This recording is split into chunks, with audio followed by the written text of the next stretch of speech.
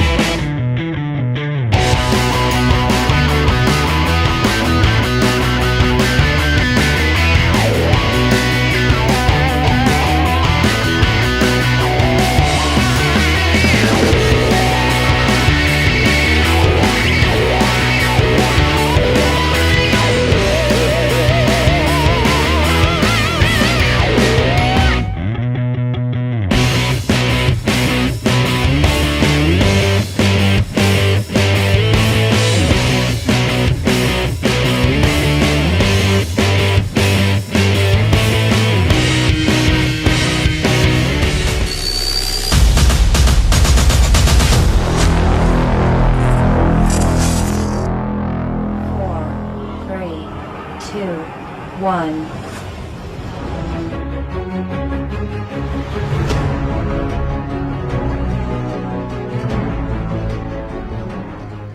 สวัสดีครับสวัสดีทุกท่านที่กำลังชมอยู่ผ่านช่อง 8 The King of Fighting Sport หมายเลข 27 นะครับผม ตอนนี้เราอยู่ที่ลานเดอะสแควร์ศูนย์การค้าบลูพอร์ตหัวหินแห่งนี้นะครับผมกลับมาพร้อมศึกต่อสู้ที่เรียกกันว่าชกทุกทีนะฮะ มันหยุดโลกแน่นอนครับ นี่คือ Legend Fighting Championship อยู่กับผมแมทธิวดีนและโปรโมเตอร์สาวสวยครับ คุณวิวเยาวภาครับ สวัสดีครับ สวัสดีค่ะ แ และวันนี้นะคะเราก็ยังคงคอนเซปต์เหมือนเดิมนะคะนั่นก็คือ2เวที2ศิลปะป้องกันตัวค่ะทั้งมวยไทยคาดเชือกและศิลปะป้องกันตัวแบบผสมผสานหรือว่า MMA นั่นเองนะคะวันนี้จัดหนักจัดเต็มจัด9คู่เต็มๆเลยค่ะจัดเต็มทุกครั้งที่ ใช่ มีการ แล้วค่ะ จัดขึ้นมานะครับสำหรับ Legend FC นะฮะแต่ต้องบอก ใช่ค่ะ ว่าถ้าเกิดขาดบุคคลสำคัญท่านนี้นะฮะเกิดขึ้นไม่ได้อย่างแน่นอนนะครับผมท่านเป็นท่านที่สนับสนุนและมีใจที่รักกีฬาสุดๆเลยนะครับผมสนับสนุนแทบจะทุกกีฬาทุกประเภทไปแล้วในประเทศไทยนะครับผมวันนี้ท่านเป็นผู้ริเริ่มนะครับ Legend FC ครับขอเสียงปรบมือในนามต้อนรับครับพระท่านสุวัสดิ์ลิปตะพันลบอดีตรองนายกรัฐมนตรีครับ Okay, hello YouTube and สวัสดี welcome. ค ส รับ วัสดีค่ะ ผู้ริเริ่ม Legend FC นะครับผมในฐานะผู้ริเริ่มรายการนะครับผมอยากให้ท่านสุวัสดิ์นะครับพูดให้กำลังใจนักมวยทุกท่านในวันนี้ครับ ครับก็ต้องขอขอบคุณนะครับคุณแมทธิวคุณวิวพิธีกรใหญ่โปรโมเตอร์ใหญ่นะฮะที่ได้มีส่วนนะครับในการสนับสนุนให้เกิดการแข่งขันกีฬาดีๆนะครับก็อย่างที่ทราบนะครับปีนี้ก็เป็นปีที่ 2 ของการจัดการแข่งขันนะครับมวยรายการ Legend FC ซึ่งมีเอกลักษณ์พิเศษนะครับก็คือเป็นรายการมวยรายการเดียวที่มี 2 เวทีเห็นไหมฮะนี่เวที MMA เดี๋ยววันนี้เราจะต่อย 3 คู่ แล้วก็ยังมีเวทีมวยไทยอีก 6 คู่นะครับก็หาดูได้ยากนะครับมาครั้งเดียวได้ดูทั้งมวยไทยดูทั้ง MMA แล้วก็โดยเฉพาะอย่างยิ่งเนี่ยเดิมทีเนี่ย MMA เนี่ยยังไม่ค่อยมีนักมวยไทย เราก็ได้รับความรู้จากการดูนักชกต่างประเทศ เราก็มาคิดกันว่าทำไมในเมื่อว่า MMA เนี่ยคือศิลปะของการต่อสู้แบบผสมผสาน และในนั้นก็มีวิชามวยไทย แล้วก็ค่าตัวของนักมวย MMA เนี่ยสูงมาก และเป็นกีฬาที่มีความนิยม และมวยไทยเราเองก็ได้รับความนิยมอยู่แล้ว แต่ทำไมเราไม่สร้างนักมวยไทย แล้วก็เลี้ยวเข้ามาสู่ความเป็นแชมป์มวย MMA ด้วยนะครับฉะนั้นเนี่ยก็ต้องขอบคุณทาง Legend FC ที่ได้คิดโปรแกรมดีๆนะครับในการจัด Legend FC ซึ่งก็ไปตระเวนตามเมืองท่องเที่ยวนะครับภูเก็ตโคราชแล้วก็ประจวบที่หัวหิน ก็เลยเป็นเวทีที่ทำให้เกิดเด็กไทยในการใช้ความรู้จากมวยไทย แล้วก็มาต่อยอด MMA ที่ผมพูดอย่างนี้นะครับก็เพราะปีที่แล้วเนี่ยจัด MMA เนี่ยแล้วก็มีแชมเปี้ยน MMA ไปจากประจวบชื่อปีเตอร์นะครับเป็นลูกครึ่งไทยเดนมาร์กวันนี้มีข่าวดีมาบอกพี่น้องประชาชนชาวไทยว่าปีเตอร์ของเราเนี่ยที่เป็นแชมป์ MMA จากเวทีที่เนี่ยตอนนี้ผ่านเข้ารอบแรกของ Road to UFC เป็นมวย MMA ระดับโลกถ้าเราไม่มีเวทีอย่างนี้เราก็จะ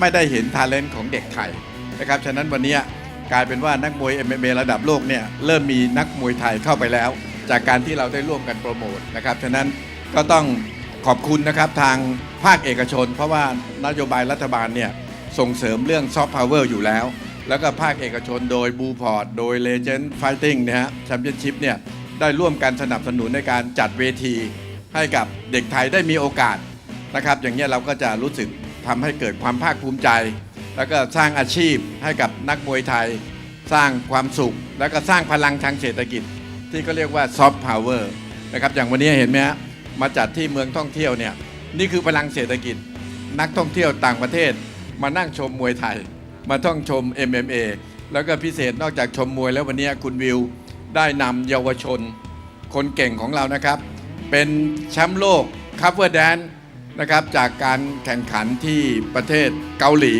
นะครับแล้วก็พาเยาวชนโคราชมา10 กว่าคนมาอวดความเก่งนะครับในการเป็นแชมป์โลกคัฟเวอร์แดนประกอบกับการแข่งขันมวยด้วยฉะนั้นวันนี้ก็ถือว่าเป็นการรวมพลังซอฟต์พาวเวอร์นะครับเพื่อสร้างพลังทางเศรษฐกิจแล้วก็สร้างความรักความสุขความสามัคคีสำคัญที่สุดก็คือมาช่วยตามเมืองท่องเที่ยวต่างๆนะครับก็ขอเป็นกำลังใจนะครับกับกิจกรรมดีๆขอให้จัดอย่างต่อเนื่องและอยากให้ไปตามเมืองท่องเที่ยวทุกแห่งของประเทศนะครับเพื่อส่งเสริมเศรษฐกิจและก็ช่วยเศรษฐกิจให้กับพี่น้องประชาชนในชนบทด้วยขอบคุณครับสุดยอดครับผมขอเสียงปรบมือดังให้กับท่านสุวัสดิ์ลิปตะพันลบครับอดีตรองนายกรัฐมนตรีครับใจรักกีฬาจริงๆเลยนะครับผมแล้วก็เปิดโอกาสให้น้องๆเยาวชนชาวไทยนี่แหละฮะมีโอกาสชกไม่ว่าจะเป็นแบบ MMA ที่มีโอกาสค่อนข้างจะน้อยเหลือเกินนะฮะแล้วก็เวทีมวยไทยด้วยนะฮะเราเริ่มจนที่ Blue Port หัวหินนะฮะกับพีเตอร์เดนิโซครับตอนนี้กำลังไต่เต้าไปสู่ระดับโลกเลยจริงๆเลย ป็นะดับโลกเลยค่ะ UFC ค่ะ สุดยอดมากนะครับผมว่าเราคุยมาแล้วสักพักเลยนะฮะ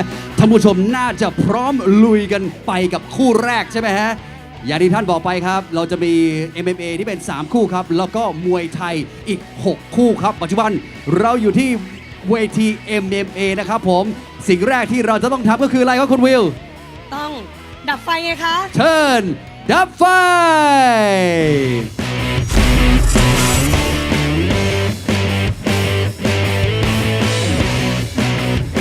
สุดยอดนะครับผมพร้อมกันแล้วจริงๆแล้วสำหรับช่วงนี้ครับขอเชิญน้องวิวลงพักผ่อนข้างล่างก่อนนะครับผม แต่ว่านะคะคู่แรกของเราเนี่ยต้องบอกเลยว่าท่านผู้ชมห้ามพลาดนะคะ คู่ที่ 1 MMA เนี่ยเพราะว่านักสู้ชาวไทยนี่นะคะ เป็นหน่วยปราบปรามยาเสพติดค่ะพี่แมทธิว เป็นตำรวจตอนปัจจุบันก็เป็นตำรวจนะฮะ หน่วยสวัสด โอ้ ค่ะ โห หน่วยปราบปรามยาเสพติดแต่มีจิตใจรักในกีฬา MMA จะมา นี่ ปะทะกับนักสู้ MMA จากอิหร่านค่ะ สุดยอดนะครับผมนี่คือคู่แรกของเราครับขอบคุณน้องวิวนะครับผม ค่ะ เราจะเจอกันตลอดทั้งรายการนะครับผมสำหรับข้อมูลนะฮะแล้วก็อินไซต์ที่ลึกและแม่นยำลึกละเอียดนะฮะผมอยากจะรู้อะไรเกี่ยวกับคู่มวยแต่ละคู่ครับเราจะมารู้จักจากน้องวิวนั่นเองฮะแต่ตอนนี้ถึงเวลาที่เราจะมาลุยกันในคู่แรกแน่นอนครับ Ladies and gentlemen this is the first fight in Legend Fighting Championship are you guys ready make some noise All right, MMA 61.2 kilograms.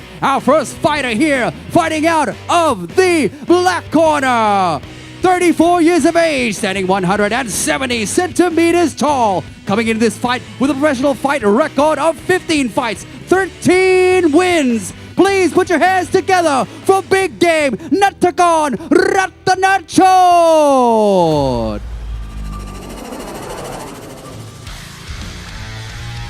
Okay, YouTube community, welcome to Legend Fighting Championship Episode 7, Gateway to the south of Thailand. We are here live and direct from Blueport, Destination Mall in Hua Hin.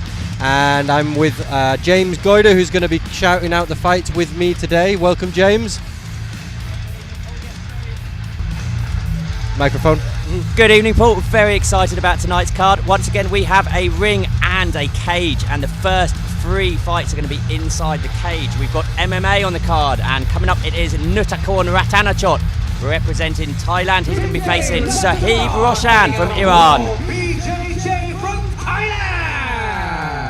There's our Thai fighter, and let's see Matty introduce his opponent. Fighting out of the red corner, he is 19 years of age, standing 170 centimeters tall, with a professional fight record of 7 fights, 4 wins and 3 losses. Please put your hands together for Sohib Rosan from Iran.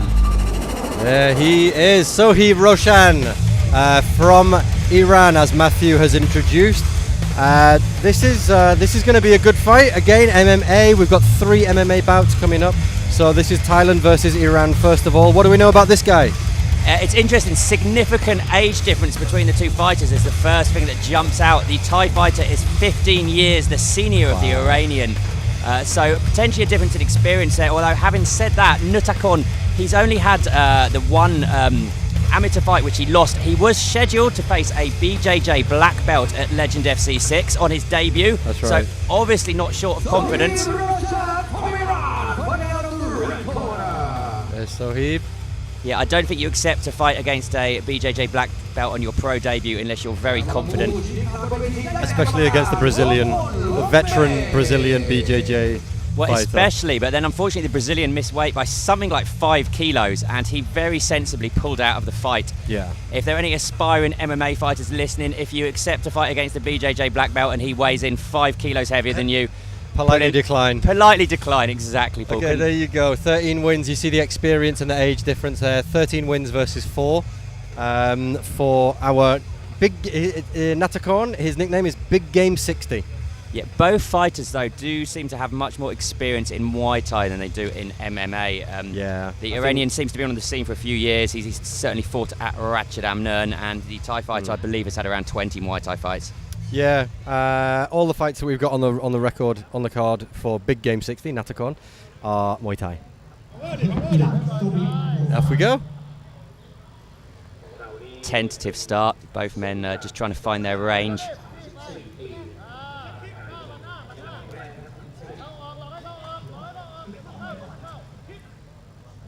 Left hook to the body there. Didn't look like it did any real damage from Natakorn. Little softener though, just to get things. Oh, wow! what's What is happened going there? on? He stopped it with a leg kick. That must have been a pre-existing injury. He must have had an injury coming into the fight. I don't think there's any other explanation for that. Wow. That's. Is it going to be one of those evenings? Like, what on earth? Okay, interesting. Well, that was a strong leg kick, a body shot. Is it not much significance? No, but and then another leg kick. It was the leg kick that did the damage, and you can see he's holding his fight. I mean, they do hurt, those leg kicks, but I would think there'd have to be some serious pre-existing damage for just one kick to have had that much effect. Normally with leg kicks, it's a cumulative effect. You very rarely see one leg kick do that much damage. No. Because, I mean, it's a good leg kick. Unless he's damaged his knee, it'll be interesting to see where he's getting treatment here. Rather reminiscent of the fight between Nongo Gyanghadao and Liam Harrison, although on that occasion Nongo landed several leg kicks. Yeah. This time it was only the one. And it looked around thigh height. It didn't really look like it hit the knee, so... True, but if your knee is planted on the canvas, Yeah. if your foot is planted on the canvas, then the knee can buckle. Twist. I believe that's what happened to Liam Harrison, yes. Okay, interesting. Well, there you go, guys. That is the first fight of the evening. It's clear who the winner is. And I think Matty Dean's probably not even had a chance to get back into the ring. It ended that fast. Yeah, in fairness to him, he's not celebrating. I mean, I think he realises that there must have been something wrong with his opponent going into the fight. But a win is a win. He's 1-0 as a professional. Exactly. First win, 100% record. Number one, we have a winner by way of TKO from the black corner, Thailand, Big Game Natakorn ยินดีด้วยนะครับผม โอ้โหต้องบอกว่าน่าจะเป็นการน็อกที่เร็วที่สุดของ Legend FC หรือเปล่านะฮะนี่ต้องเช็คข้อมูลครับแต่ว่าบอกว่ามาแบบพร้อมจริงๆครับจัดเต็มตั้งแต่วินาทีแรกจริงๆฮะสาวนรกรครับยินดีด้วยนะครับกับ Big Game ครับสำหรับผู้ชนะของเราครับจะเชิญไปที่ Backdrop นะครับผมเพื่อที่จะรับเหรียญรางวัลนะครับผมและท่านที่ให้เกียรติขึ้นมามอบเหรียญในคู่แรกนี้นะครับผมเป็นนายอำเภอเมืองหัวหินนะครับผมขอเสียงปรบมือให้กับคุณพลกฤษพวงวลัยศิลป์ครับ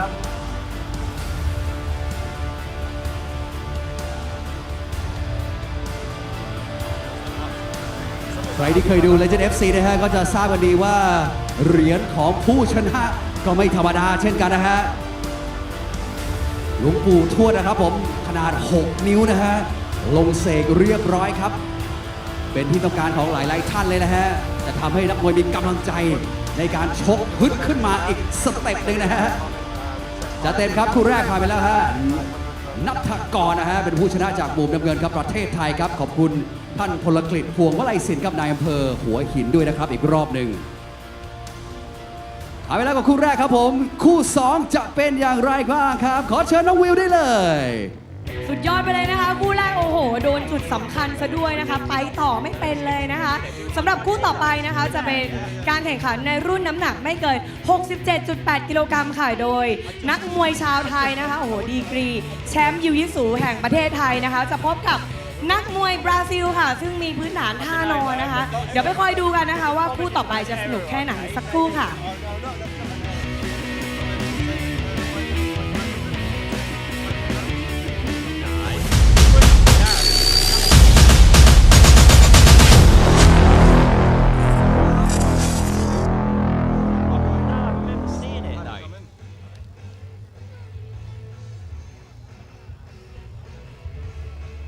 Okay, guys, we'll be taking a break and we'll be off air. And I believe we are getting ready for the next fight, so we'll lose our feed.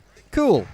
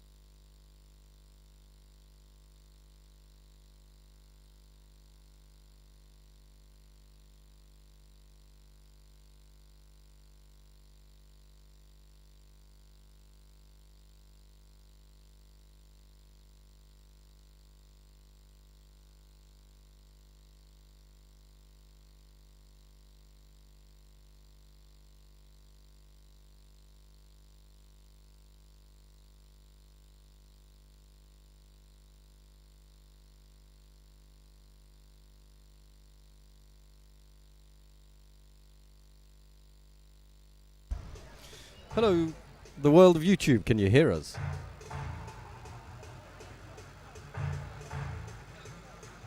Oh, we're on. Cool. So we're just coming back soon, ready for the second MMA bout of the evening. Thanks to the comment from Ply, who says his opponent was the previous fight.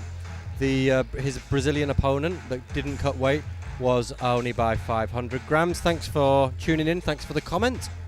And let's look at our next fight coming up. We've got MMA again, as we said, and we've got Jirawat Unjai from Thailand, and he's up against a Brazilian MMA fighter called Adriano Silva de Oliveira. This is 67.8 kilograms, and we've got two pretty strong Muay Thai fighters going at it in MA, right, James? Yeah, I believe so. Adriano Silva appears to have been in Thailand for a long time. He's 40 years old, but he's fought on numerous shows here. He's fought on Thai Fight. He's been in with some big names in the Muay Thai scene, guys like Yorkan Punsidmonchai and Portor Petrungrung. He has the most generic Brazilian name ever, so it's very, very difficult to track down his MMA record, but he definitely did fight on Thailand Fighting Championship 6, I think it was. Last year, and he was submitted by a shoulder lock in that fight. I'm sure he has some wins on his record that I'm not aware of, but lots of experience in Muay Thai, as you mentioned, Paul. Well, anyone watching that wants to chip in with a comment about, maybe Adriano's record, or they've seen him fight, or they can fill us in on some more gaps in his record, that would be awesome. His opponent, though, has been in with some very recognisable names from the world of Asian MMA. He has a few losses on his record, but you have to take into consideration they've come at the hands of people like Pongseri Mitsitat, who was a big star with Full Metal Dojo, signed for one championship. Yod Kaikau Fairtex, same story, big star with Full Metal Dojo, signed with one championship. And he also flew to Japan to fight Yoshiro Maeda, who must have had about 50 MMA fights by that stage, and unsurprisingly he lost. But the guys that he's lost to are all very, very high level experienced mixed martial artists. Alrighty, here we go, we're back.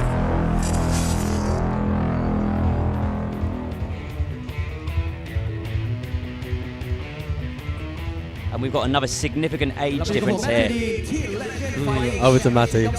Let him introduce these fighters. ในคู่ 2 วันนี้ครับเป็น MMA ชายในพิกัดน้ำหนัก 67.8 กิโลกรัมครับเราไปพบกับนักมวยท่านแรกกันได้เลยจากมุมดำอายุ 25 ปี สูง 172 เซนติเมตรชกมาแล้วใน Professional 4 ไฟท์ชนะ 2 แพ้ 2 ครับถ้าพร้อมแล้วขอเสียงปรบมือต้อนรับ The Boogeyman จิรวัตร Unjai from Thailand. Brilliant. Here he is, the boogeyman, Jirawat Unjai from Thailand. 25 years old, 172 centimeters tall. Fights at 67k. As Matty said, 4 fights of his pro career, 2 wins, 2 losses.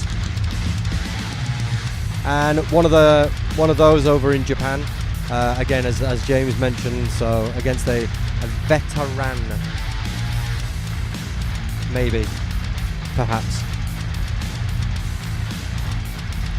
So here he is, again fighting the Brazilian, who'll be introduced very soon with a similar record. Jim from Thailand, the Boogeyman, Jirawat Unjai. Love it, the boogeyman, I love that. So, and his opponent fighting out of the red corner, he is 40 years of age, standing 175 centimeters tall, with a professional fight record of 5 fights, 4 wins with 1 draw, fighting out of Brazil. Please put your hands together for Adriano Silva. Okay, that's a short version.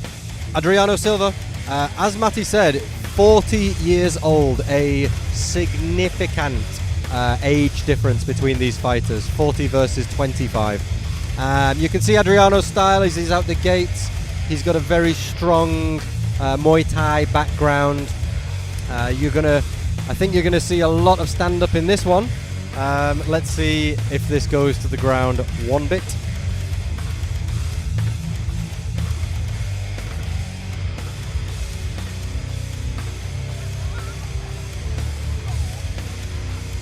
As the fighters get ready here, just to remind you, this is the 7th Legend Fighting Championship.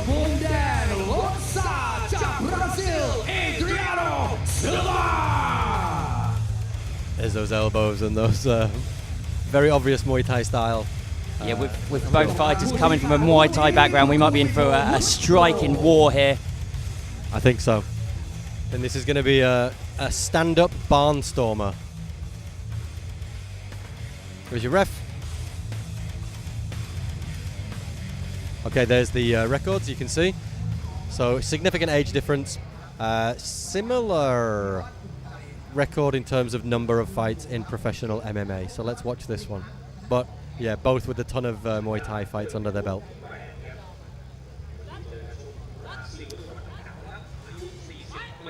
Here we go, round 1. Adriano Silva sees in the center of the cage immediately, looking for the high kick. You can see Girawat has a very traditional Muay Thai stance, just narrowly missed with the right hand there, the Brazilian. He's gone for that big elbow. He went for a couple of those big smashing forearms. And then straight away Girawat looking for a takedown, but Adriano sprawls. Yeah. He has him pressed up against the cage. To be honest, it's gone into this much quicker than I thought it would. Yeah, Silva, he's looking for a guillotine choke there. I don't think he's going to be able to lock it on from that position. And Girawat has the takedown. I don't know. I don't know if he's got the hooks deep enough under. Again, he's got that. I think he's his going right to pop arm his in head the up. way. Yes, he's given up on the choke there. Yeah. That's probably sensible. You don't want to really exhaust your arms at this early stage with trying to complete a choke that's very, very unlikely to finish him. And he's looking to But he's in a posture good- up, land some punches there. Yeah, a if couple you of can get right some hands. distance there away and start to rain down some hammer fists and some elbows. He's rolled him completely over. That was unorthodox. And now it's Girawat who has the guillotine, he's and got that a strong does one. look deep. That does look deep. He looks like he's hooked deep in there, but he's Nope. popped out. Adriano pops out quickly, and Girawat looking for the double leg takedown again. I think he's got it here. I think he's going to be able to just pull those legs up and put Adriano on his back. Yeah, up against the cage. Again, pushing his opponent up against the cage, creating hopefully that position to top mount and rain down some punishment. But That guillotine Adriano's choke, going it for looks it. deep. It looks deep. The referee's taking a very, very close look at the action there. You can see he's definitely conscious because his foot is suspended in midair. he's got it at a really awkward angle. It's not exactly, well, it's not traditionally under his throat, is it? It's on top. No, the forearm doesn't seem to be under the chin, and I think he's out of danger now.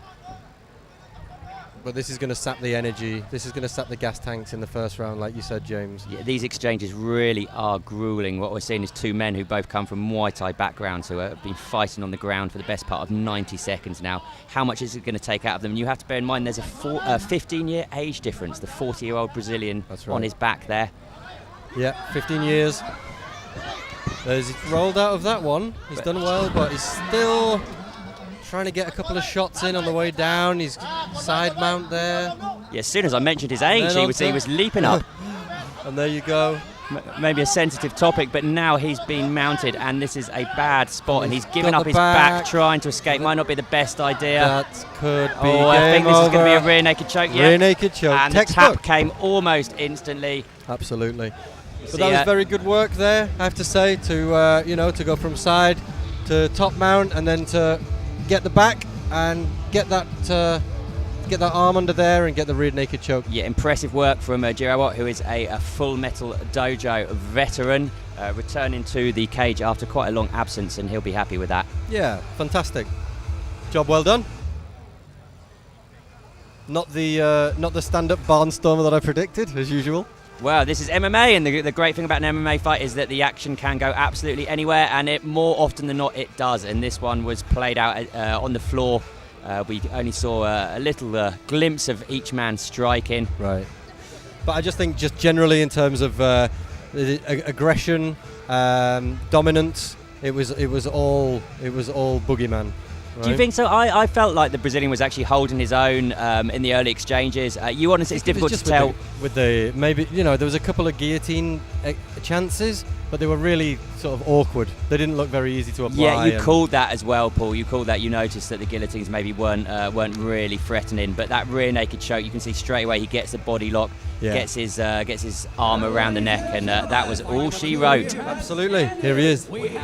Boogeyman. And 55 seconds into round number 1 by way of rear naked choke. Please give it up for the black corner from Thailand, the Boogeyman จิรวัตรอุ่นใจสุดยอดมากๆครับมาเต็มนะฮะยกแรกครับแต่ไม่ง่ายนะครับต้องบอกว่านักชกในบราซิลไม่ธรรมดาครับ ขอเชิญผู้ชนะฮะขึ้นรับเหรียญรางวัลนะฮะผู้ชนะบนเวทีฮะจากคุณกิตติเฟื่องฟูนะครับผมรองนายกเทศมนตรีเมืองหัวหินครับขอบคุณท่านที่ให้เกียรติขึ้นมอบเหรียญหลวงปู่ทวดนะครับ6 นิ้วลงเสกพร้อมนำกลับไปบูชาที่บ้านนะครับผมเป็นที่ต้องการของนักมวยทุกท่านนะฮะโดยเฉพาะนักมวยที่มาจากประเทศไทยครับวันนี้ทำสำเร็จครับเป็นนักมวยไทยฝีมือดีอีก1 คนนะครับผมที่อาจจะมีโอกาสไต่เต้าไปเรื่อยๆนะครับผมยินดีด้วยอีกรอบหนึงกับ The Boogeyman จิรวัตรอุ่นใจ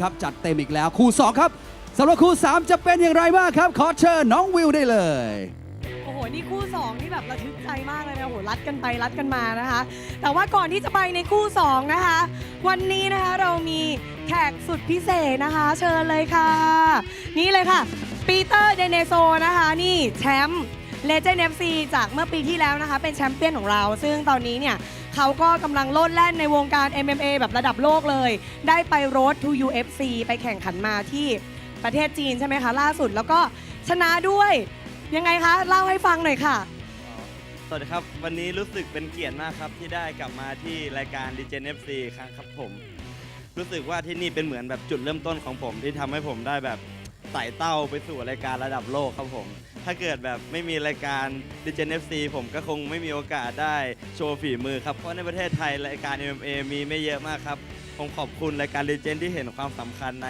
กีฬา MMA มากครับผม เพราะที่นี่คือแบบจุดเริ่มต้นของความฝันหลายๆคนครับผม Very cool promotion of Legend ใน FC การ Road to UFC ผมชนะน็อกยก 1ครับผม รู้สึกดีใจมากครับ เพราะว่าได้โชว์แม่ไม้มวยไทยให้กับโลกได้เห็นว่าคนไทยเราก็มีศิลปะการต่อสู้ที่แข็งแกร่งพอสมควรครับผม เพราะว่าตอนนี้ในรายการ UFC ยังไม่มีนักสู้ชายเป็นชาวไทยสักคนครับผมก็เลยมีความฝันที่อยากจะเป็นนักสู้ไทยคนแรกครับผม ค่ะก็จริงๆได้ติดตามดูนะคะโอ้โหลูกกระโดดเข่าลอยใช่ไหมคะ เข้าหน้าแล้วคือนักชกจีนคือสลบไปเลยค่ะ คือปลุกไม่ตื่นด้วยนะคะ ก็เป็นการโชว์แม่ไม้มวยไทยอยากให้น้องปีเตอร์ได้พูดถึงความฝันของตัวเองหน่อยว่า ความฝันตัวเองในเส้นทาง MMA จะเป็นยังไงคะ ความฝันของผมนะครับ ผมก็อยากจะเป็นแชมป์ในรายการ UFC ครับเพราะรายการ UFC เป็นรายการ MMA ที่ยิ่งใหญ่ที่สุดในโลกที่ทุกคนในโลกนี้เขาจับตาดูครับผม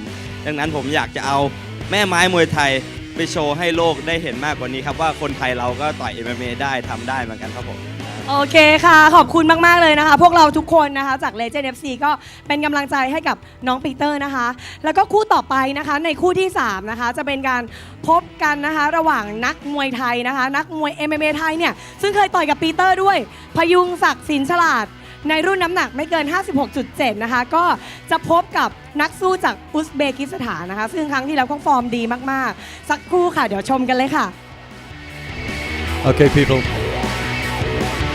I'm kind of hoping and praying that we don't get the feed cut because the interview there with Peter was really, really interesting. So let me just check that we've got a feed going.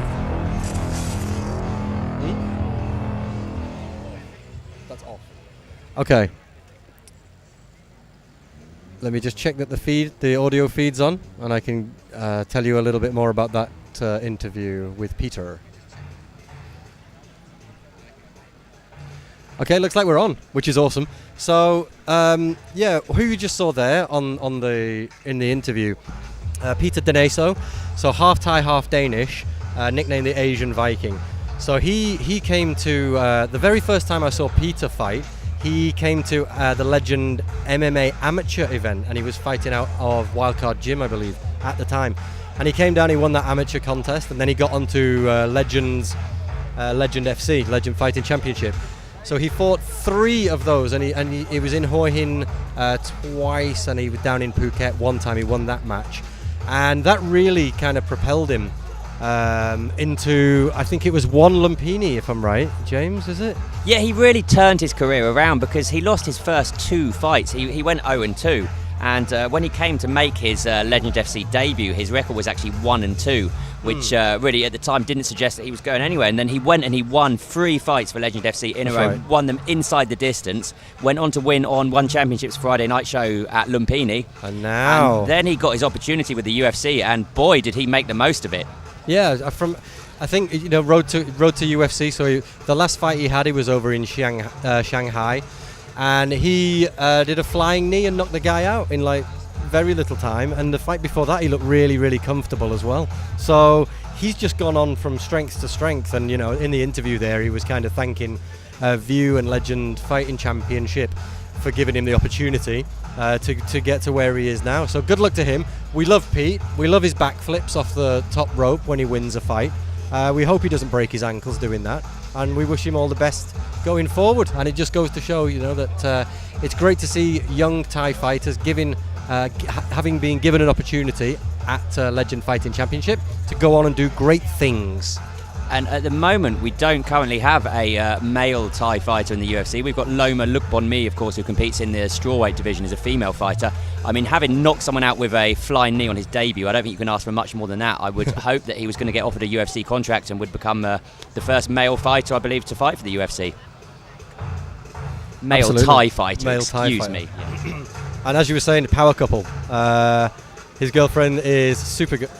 Supergirl Jaransak Jim, who is here tonight, and she did mention that she might have an upcoming fight. I think she's going to be back in action on a One Championship card, maybe next month. Okay, it'd be great to see her in action again. Yeah, really unfortunate in her last fight. She dropped a split decision to Stamp Fairtex. I was there for that. I thought she won. I think most people thought she won. But she did get a $50,000 bonus in compensation, so I'm sure she won't look back on that with memories that are too bad. No, not really. Okay, if your screen's blinking and flickering a bit, we're sorry about that. It looks like we've got a little bit of difficulty with the visuals, but I believe the audios are all good. So, as we prepare for our third and final MMA bout of the evening, we'll be back with Matty Dean and Handsome Matty Dean and Kun View shortly, who are going to introduce this next fight. Who we got, James? Okay, so the next fight, it's another MMA fight, the third and final MMA fight of the evening. It's in the flyweight division, so 56.7 kilos. And we've got Thailand's Payungsuk Singchalad taking on someone who will be very familiar to fans of Legend Fighting Championship from the last show, and that is Nurmagomedov Adamkhanov. How's my pronunciation, Paul? Absolutely spot on, mate. Brilliant. 10 out of 10. So yeah, as he said, let's go over to Matty and then we'll talk a couple more, because they've both been on the card before here at Legend.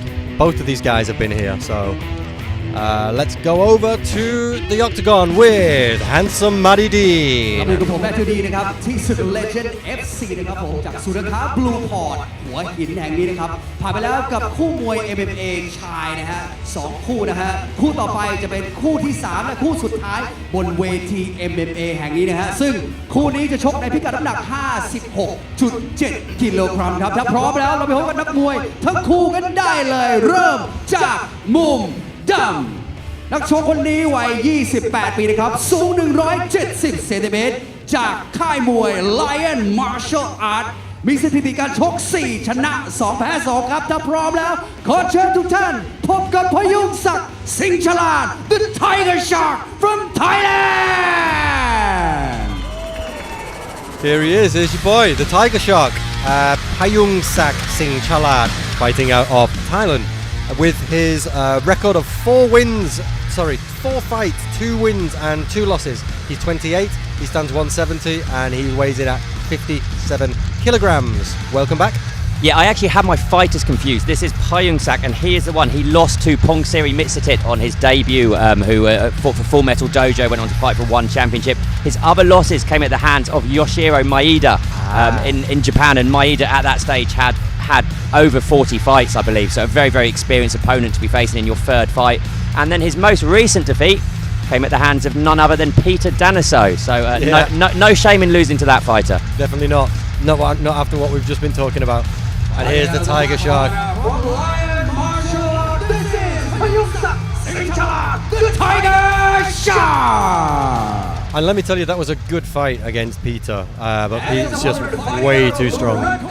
He is 26 years of age, standing 173 centimeters tall, with a professional fight record of 4 fights, 2 wins, and 2 losses. Please put your hands together for Nurmohammad Akhmadov from Uzbekistan. Well done, Matthew. And as you both got it correctly, Nurmohammad Adamkhanov is from Uzbekistan. He's the Uzbek gladiator. We saw him here at Legend FC, Legend Fighting Championship number 6, where he fought I have to say, a pretty inexperienced Thai fighter, and he made absolutely no hassles of putting him away in the first round. So he's got a tougher challenger against him tonight. Let's see how he goes on. His fight prior to that, though, was a much more interesting fight from the perspective of the neutral. Anyway, he fought Fritz Biagtan on one of the One Championship Lumpini shows. Fritz Biagtan is maybe best known for being engaged to Denis Zamboanga, who's one of the world's top atomweights. But Adamkhanov, the Uzbek, he was probably winning that fight right up until very, very late, when he got stopped with about 30 seconds to go in the final round. A very dramatic fight, or very dramatic finish, anyway. There's your man Jack, our referee, one of the boys, one of the MMA referees who do such a fantastic job down here. Reffing the fights, helping the fighters get ready, strapping them and everything. Tommy's team. Okay, fighters are ready. And we're about to get our third and final MMA fight underway. Very interesting, Payungsak, that fight with Pongsiri Mitsatit, that took place in 2014, so he made his pro debut 7 years ago. Wow. So potentially very, very experienced in terms of training, even though he only has a handful of fights under his belt. He probably found it difficult to get the fights in Thailand. I mean, that's what Legend FC is all about. Yeah, I'm sure he's grateful for the opportunity, just jumping in, looking to land a fast left jab. I think that just fell short of the mark, but that was a solid inside low kick. Nice inside leg kick there, just pushes his opponent away. Just threatening with the takedown there, I think. Whether he actually wants to take the fight down or whether he's doing that to set something else up, I don't know. Changing levels slightly and he's just pouring with the left hand. Nice inside leg kick again. Oh, let's switch that up. Yeah, tried with a Head high kick. kick, but I think Adamkhanov saw that coming. I wouldn't have. Okay, another inside leg kick. And they're still feeling each other out, but old Payungsak Tiger Shark, he's definitely got dominance in the kicking game so far. Yeah, Payungsak looking very, very quick with those kicks. He's just struggling to find his range. That's a couple of times that he's just fallen a little bit short of the mark. Adamkhanov very, very light on his feet. You see constant movements in and out. He's not a static target. There, another inside low kick found its mark. Yeah, he's moving very well in and out. The change in the distance there. There we see a push kick. We really haven't seen much offense though coming from Adamkhanov. It'd be interesting to see what the game plan is here. He won his last fight here at Legend Fighting Championship by submission, so it will be interesting to see if he does look for the takedown at any stage.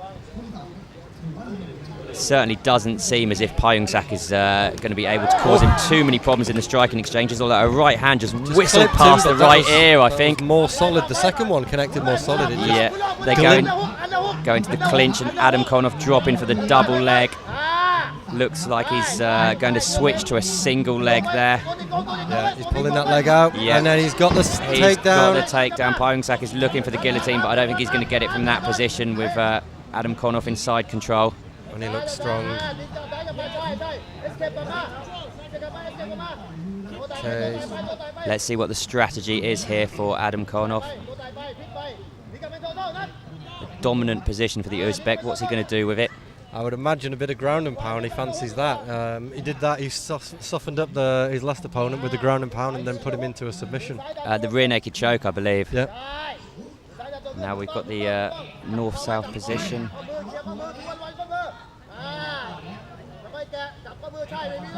And they're back on their feet, and Good a knee. knee there from the Thai fighter, and one from the Uzbek as well.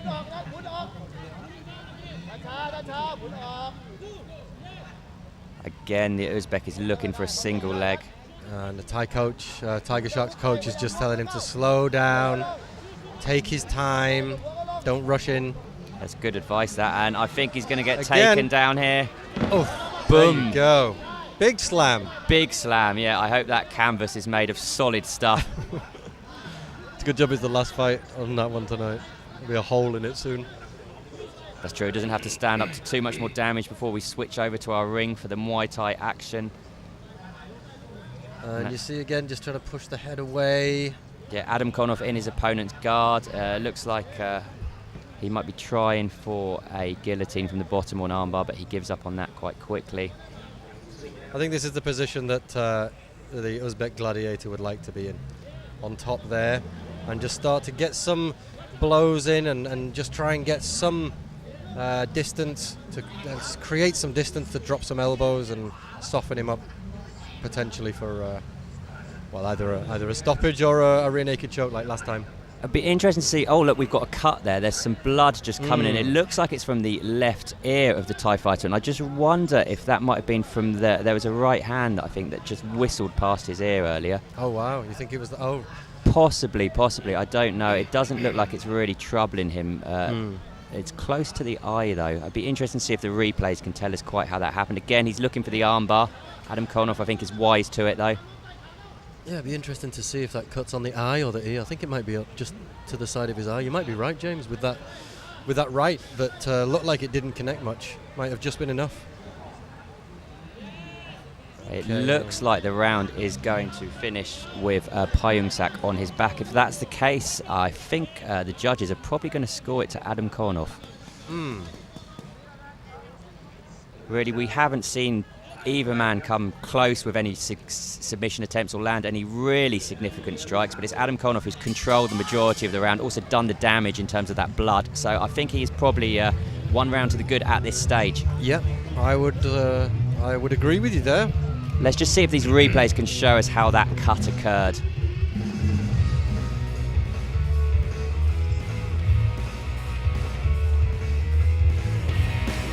See if we can get the replays, but I mean, this is an obvious statement, but it can really turn a fight, can't it? Picking up a cut.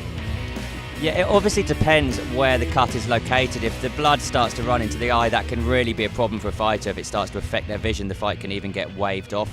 As long as the blood's not getting in his eye, though, it shouldn't be a problem. But it is something that will catch the eye of the judges. Damage is obviously one of the criteria they're looking for. And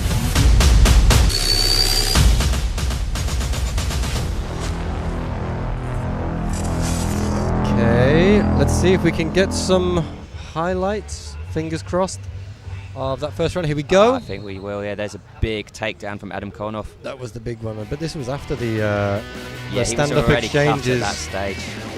And yeah, you can just see a tiny cut. It looks like it's very, very close to that right eye. Yeah. Okay. Interesting selection of highlights there. But as I was saying, damage is one of the main criteria, and nothing signifies damage more than the sight of blood. So that's something that the judges will probably take note of, and Adam Konov might look to see if he can land more strikes to that area. I tell you, he's come out a lot more lively than the first round. Oh, and there's a a slam. That's great work. Taste of his own medicine there, getting slammed to the canvas by the Thai fighter. The crowd here at Blueport definitely enjoyed that moment, Paul. And that is just absolutely, like, talk about a copy paste. Turning the tables, Come out exactly opposite, right? I mean, that's how Payang-suk came out in the first, and Uzbeki gladiator pretty much came out the same as the Thai fighter in the first round. Yeah, let's see if switched. Let's see if Payung-suk can capitalise on the position slightly more effectively than Adam Konov did. Obviously, he's got over 4 minutes in which to work, so time is definitely on his side here. You see Adam Konov throwing his legs up, maybe looking for a triangle or an armbar.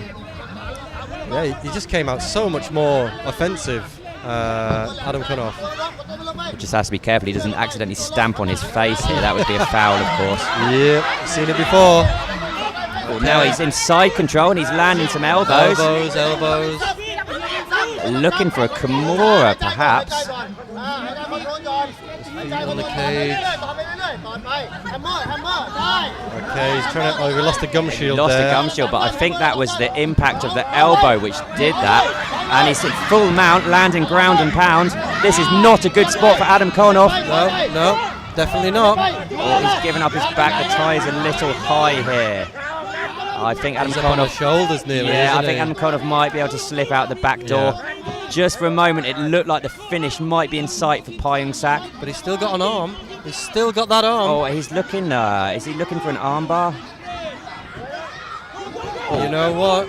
Oh, okay. Okay. Interesting. And with Good the roles are reversed, and Adam Konoff is now back in the dominant position, looking to mount Pyungsak, who just Okay, they're kicks up. him off and then looks for a single leg. Oh, guillotine. Could be slipping in there. Some intense grappling exchanges here in this second round. Right. This has been a very, very interesting second round. Very, very close. Watch this one closely because there's nothing in this right now. No, with at the halfway point of the round, there's very, very little to choose between the two fighters. I think it's anyone's round at this point. We think that the Uzbek took the opening round, so really it's important that Pyungsak wins this round, and he must be aware of that. Let's have some more slams. Come on. Yeah, a bit of a lull in the action. It's a warm evening though here. We're outside, of course, at the beautiful Blueport shopping mall in Hua Hin, and it's warm for those fighters. Another single leg. Okay, Oh, got him down on the another back. big takedown for Pyungsak. He's got to dig that choke in though. Yeah. That's a Adam difficult Konoff angle again. looking for the guillotine choke. I don't think he's going to be able to finish it from this position. Yeah, this is more just. I'm not sure he's going to get the submission, but this is just draining the gas out of the tank for both fighters, actually. Yeah, I think they could probably do with a rest, because that really was an intense opening to the round. 2 minutes of just non-stop action. And this is where he does not want to be. Uzbek Gladiator does not want to be in this position now. It looks like he's got Pyungsak full finds mount. full mount, Okay. looking to sprawls. land some ground and pound. Again, he's very high up. He's very high up on the shoulders again. That's a couple of times now Adam Konoff has given up his back and actually used it to escape. It's clearly The a arm strategy. again. And again, He's got that arm again, and this time it looks like he's got a bit more control of it. yeah, he's almost it's almost like an arm triangle from a very, very unorthodox position that he's looking for there. That's good, and he's got the figure of 4 around the neck. Oh, I and think. there's the Oh armbar, and he no, he's just slips transitioned. out. Oh, he's transitioned to a conventional armbar now. And they're slipping. They're slippy, but it looked like he had it, and It he looked like just he had slipped it. out. Yeah. That arm is not going anywhere, but he's only got 30 seconds in which to work. Oh. It was almost like Pyungsak was caught in two minds there. Yeah. Just couldn't decide which submission he wanted to finish the fight with. Exactly. That's what I was thinking.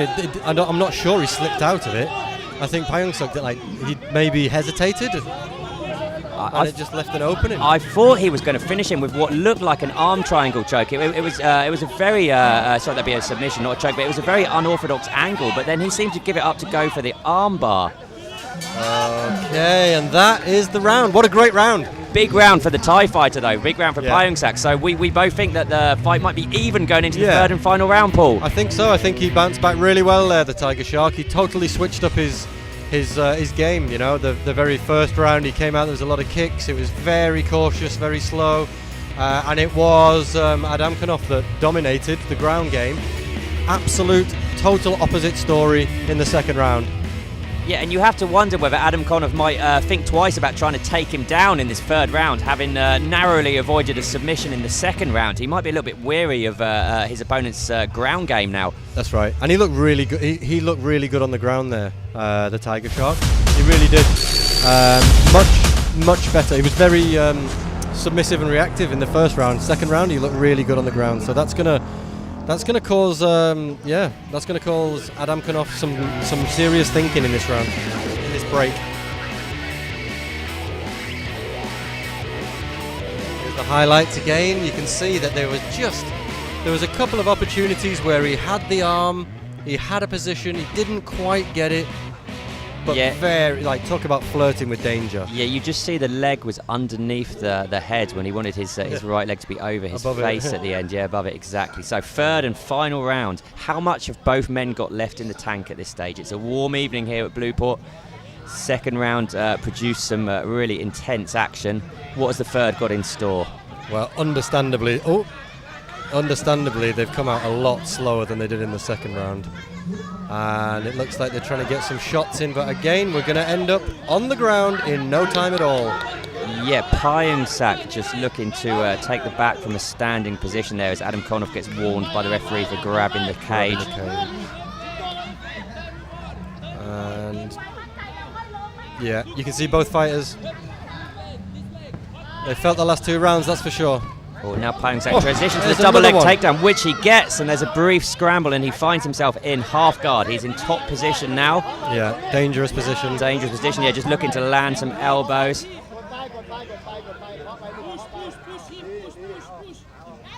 Yep. Dangerous position. Dangerous position. Pyeongsak, he started jiu-jitsu when he was 18 and he's 28 years old now, so 10 years of experience in jiu-jitsu, and I think we've really seen that tonight. Yeah, he looks very strong. Strong on the ground, strong on top.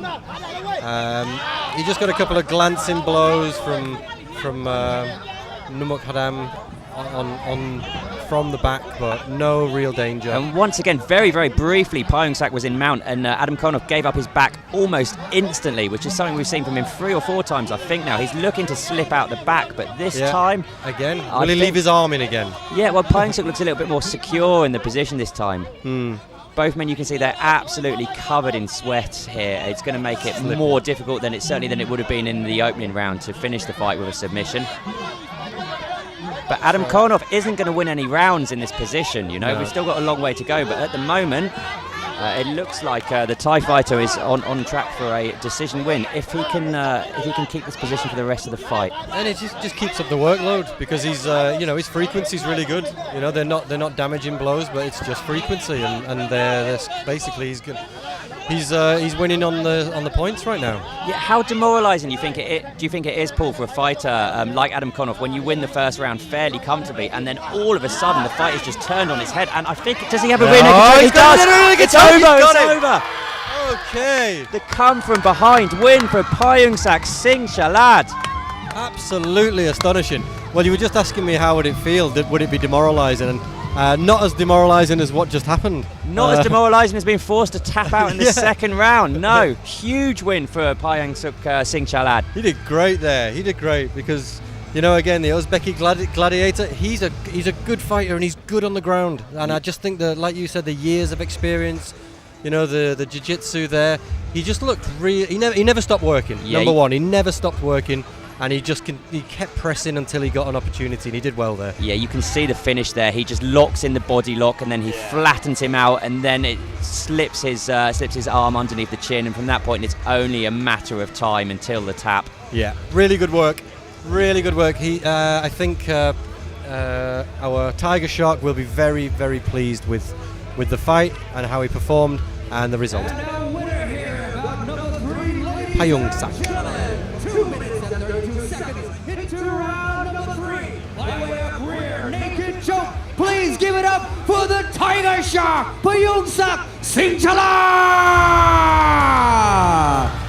นักชกจากประเทศไทยคว้าชัยชนะอีกแล้วนะครับวันนี้คู่นี้ฮะเป็นยก 3 ครับต้องบอกว่าสู้แล้วก็ฟัดกันดูเดือดทั้ง 3 ยกที่ผ่านไปครับสุดท้ายนักชกจากประเทศไทยครับชนะซับมิชชั่นไปเรียบร้อยครับขอเชิญที่แบ็กช็อปนะฮะเพื่อที่จะรับเหรียญของผู้ชนะนะครับผมและท่านที่ให้เกียรติขึ้นมามอบเหรียญนะครับผมเป็นผู้จัดการทั่วไปสวนน้ำวานานาวาหัวหินนะครับผมคุณณัฐฐาชมเสวีนะครับขอบคุณท่านที่ให้เกียรติขึ้นมอบเหรียญรางวัลนะครับให้นักชกชาวไทยครับผู้จัดการทั่วไปสวนน้ำวานานาวาหัวหินนะฮะคุณณัฐฐาชมเสวีครับผมเพิ่งจะไปมาวันนี้นะฮะไปกี่ครั้งก็ไม่เบื่อฮะสนุกทุกครั้งนะฮะกับสวนน้ำวานานาวาหัวหินแห่งนี้ครับ และนี่คือ Legend FC นะครับผมผ่านไปแล้วถึง 3 คู่ครับกับ MMA ชายนะฮะบนเวทีของเราครับอย่างที่บอกไปในต้นรายการนะครับผมจะมี MMA 3 คู่ และอีก 6 คู่จะเป็นมวยไทยคาดเชือกนะครับผมเพราะฉะนั้นสิ่งต่อไปครับขออนุญาตส่งไปต่อให้กับคุณวิวที่เวทีมวยไทยได้เลย 5, 4, 3, 2, And here we go. 1. We're going over from MMA, and we are lighting up จบ the ลง Muay ไป Thai แล้ว ring. นะคะกับ MMA ทั้ง 3 คู่นะโอ้โหท่านผู้ชมตื่นเต้นมาก ๆ เลยค่ะสำหรับคู่ต่อไปนะคะก็คงมันไม่แพ้กันค่ะ เพราะเรากลับมาที่เวทีมวยไทยกันแล้วนะคะ เราจะเริ่มต้นกันด้วยมวยคาดเชือกมวยหญิงในรุ่นน้ำหนักไม่เกิน 48 กิโลกรัมค่ะ โดยนักมวยชาวไทยนะคะ เป็นสาวน้อย Lion หน้าใสวัยทีนนะคะ จะพบกับนักมวยชาวลาวนะคะโอ้โหเพื่อนบ้านกันนี่เอง เดี๋ยวต้องมาชมนะคะบนเวทีนี้ไม่มีคำว่าพี่ ไม่มีคำว่าน้อง เดี๋ยวมาชมกันค่ะว่าใครจะออกอาวุธได้คมกว่ากันสักครู่ค่ะ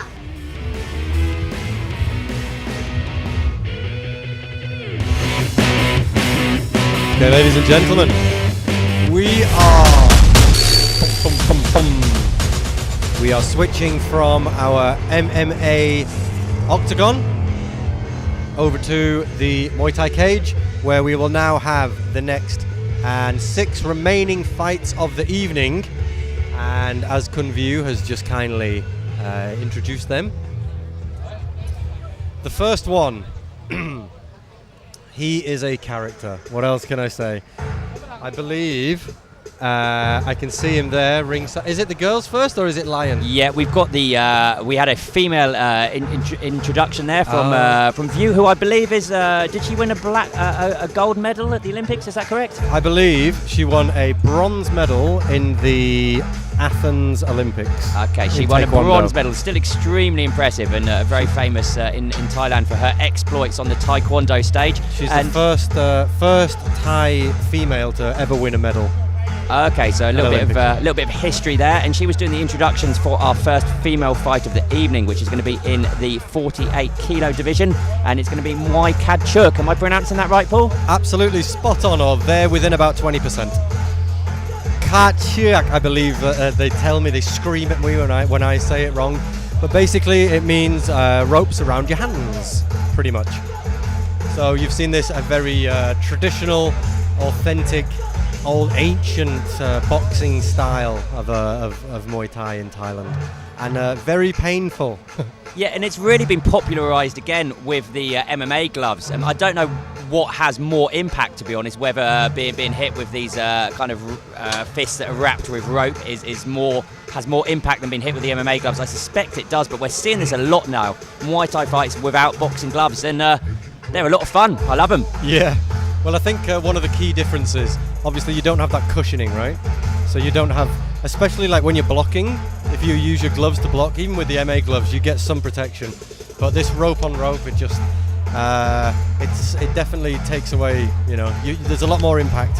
And then the other thing is obviously, the glancing blows and the rope that actually cuts across your skin and opens you up. Yeah, that's absolutely spot on, Paul, and you make a great point there, because it's not just offensively that there's so much more danger, because obviously you don't have the padding as you mentioned, but it's also defensively. You can't hide behind a high guard, which a lot of fighters do like to do with the 8-ounce gloves, so there's much more emphasis on head movement, and it means there's much more opportunity to fighters to knock each other out. Which they do, and we see a lot of frequently. knockouts, and honestly, who doesn't like seeing knockouts? Yeah, well, I tell you, there's been some absolute barnstormers here at Legend Fighting Championship so far with the Kachiak, and we're going to see another couple of guys fighting tonight that fought in Legend 6. Hey, Matideen. That fought last week. There's 3 fighters coming up now that fought in Legend Fighting Champion 6, and they all won, and they were sensational fights with big knockdowns, and they're all here tonight. Yeah, it's great for the fighters to just have that continuity. It's great for the fans to be able to see fighters that they've already seen perform well inside the Legend FC ring here, but even better for the fighters to be able to fight every couple of months. That's right. Here's Matty. เป็นการชกในแบบมวยไทยเชือกหญิงนะครับพิกัดน้ำหนัก 48 กิโลกรัมครับถ้าพร้อมแล้ว เราไปเจอกับนักมวยท่านแรกครับ จากมุมดำอายุ 19 ปี สูง 160 เซนติเมตรครับ ชกมาแล้วถึง 20 ไฟท์ชนะ 12 ครับ ถ้าพร้อมแล้ว ขอเสียงปรบมือให้น้องพุทธ Family Muay Thai from Thailand. Here she is. This is our first and only female fight of the evening. This is her nickname, the Beautiful Destroyer. This is Nongput Puti Thara, and she's from Thailand. She's only 19, but she's had. Family Muay Thai from Thailand, ladies and gentlemen. She's only 19, but she's got a fight record of 20 fights with 12 wins. And her opponent here, fighting out of the red corner, she is 20 years of age and 155 centimeters tall, with a fight record of 25 fights, 15 wins, with 4 draws. Please give it up for Finny Ukason from Sopamor, Lao. And her opponent, the Laotian. This is Finny Uk Hasson, and she is 20 years old. She's about 5 centimeters shy of the Thai fighter. Much shorter, much stockier, and this should be an interesting matchup. Yeah, she won a bronze medal at the recent SEA Games in Cambodia, but she was competing at 45 kilos in that event, which was last month, and she's going to be competing at 48 kilos here, so it's a big jump up in weight, and I think you're going to see a significant height advantage for the Thai fighter. That's right. And it looks like most of that weight has gone on her thighs. She's got very strong, solid-looking legs, the Laotian. Yeah, and having competed in Sanda, you would expect her to have some devastating kicks, so that will certainly be one weapon to watch out for from the Laotian fighter. That's right. Laotian? Laotian. If anyone thinks that that's wrong, send in a comment. I'm pretty sure Laotian is the term for someone from the Democratic Republic of Laos. I've been wrong before. So first Muay Thai fight of the evening, so what we're seeing here is the Y crew. Both fighters are just paying respect to their trainers, their teachers. The gyms, this is a very important, again, that tradition, like we were talking about, the whole tradition of Muay Thai, but the Y crew, and it being a big part, certainly for the Thai fighters. There's a big emphasis on this and showing respect to their trainers' gyms and the gods of Muay Thai. Yeah, Finani Orkason elected not to do a Y crew, suggests she maybe doesn't have as much Muay Thai experience. As I mentioned, she does have this background in Sanda though, so what we could be seeing here is a clash of styles. For the people that are not informed, talk us through what Sanda is?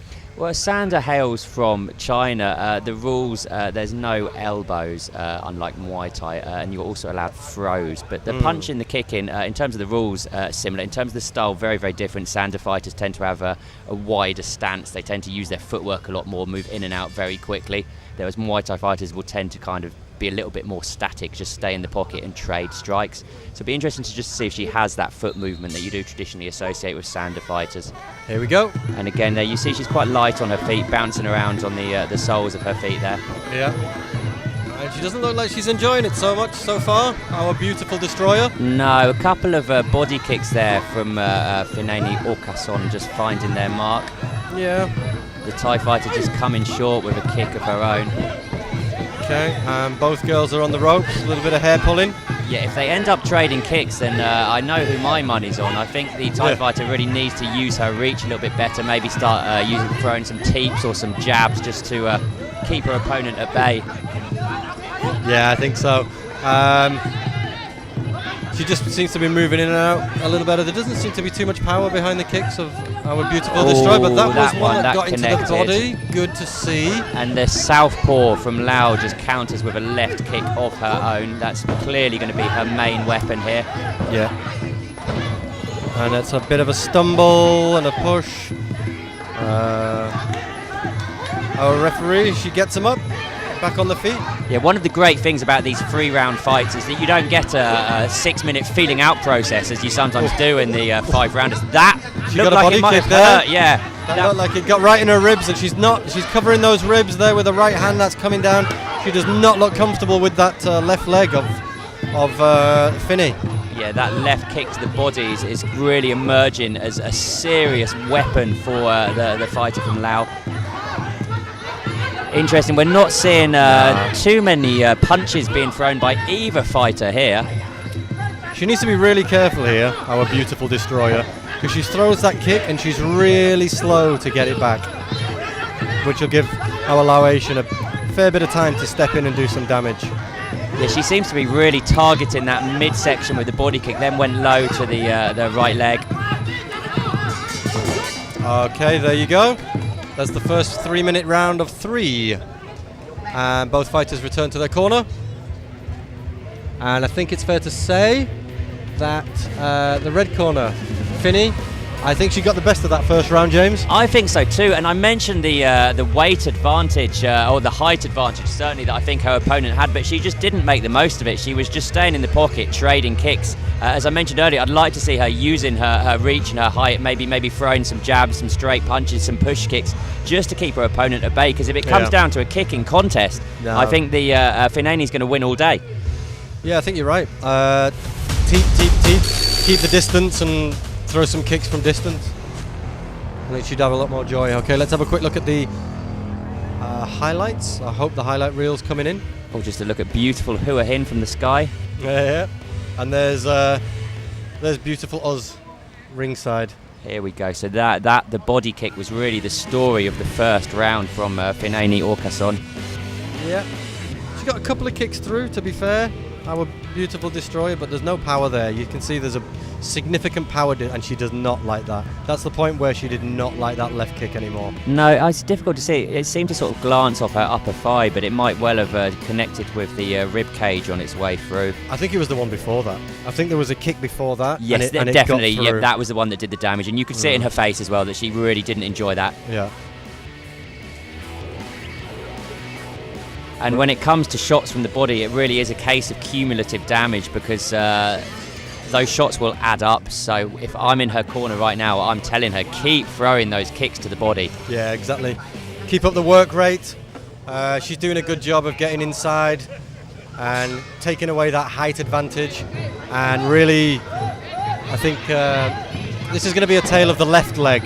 I think so. And her opponent only 20 fights, so you wonder how many times has she fought southpaw opponents. This might be her first time fighting a southpaw. Girls, the MMA cage is over there. Yeah, Come on. that might score with the judges though. Left hand there from Finani. Stiff left. Okay, not contact. She's pressing forward. She's putting her arms out. She's putting herself in a dangerous position. If Finney can get some elbows going when our beautiful destroyers, Nong Put is walking in with her arms up. Yeah, Nong Put briefly looked like she was trying to drag the fight into the clinch, which might be a smart strategy, but she seemed to have lost interest there. You see she's walking forward. Tippy tap. Yeah, there she is in the clinch. She's got a dominant position, but she can't really take advantage. Okay, trying to... Oh, they're both etch shots there. And Nong Put is not going away. No, she's still pressing forward, and that's causing some... It's causing some problems for the Laotian, for little Finney, who she looks not quite sure what to do when she keeps coming forward. No, I think she's not as confident fighting off the back foot, although she did slip a couple of body kicks under the elbow of her opponent there. Yeah. And you see as the fight goes on, the ropes, they start to untangle and they get a bit more difficult, and the whole fight becomes more difficult. That was a big leg shot that I heard there, I think. Yeah, leg kick from Nong Put. To be honest, Paul, the ones that you hear though that make that slap aren't as effective. It's the ones that really land with a thud and don't make as much noise. They're the ones that really do the damage. She's coming again forward with some straight punches, and Finney's not liking it. She's finding it hard to deal with her. Yeah, it's just the constant pressure here from Nong Put. And she's aggressive. We'll give her that. She is aggressive.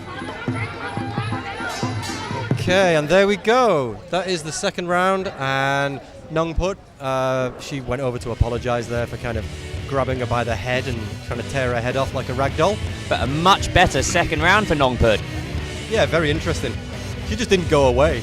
No, and she kept moving forward, and as I said earlier, I just don't think her opponent is quite as confident fighting off the back foot. In the opening round, where they both stayed in the pocket and kind of exchanged those kicks, you could clearly see the fighter from Laos was getting the better of those exchanges. Yeah. But in the second round, Nongput, she just kept walking forwards and her opponent couldn't cope. She did.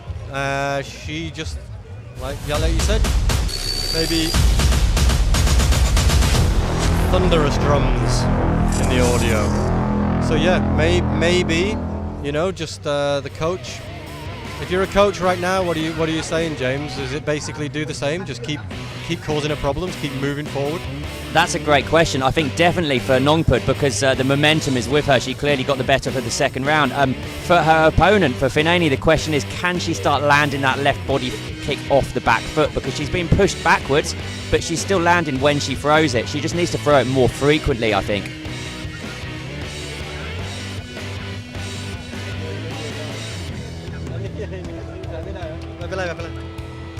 Okay, we're just switching our pens with the referees, you know.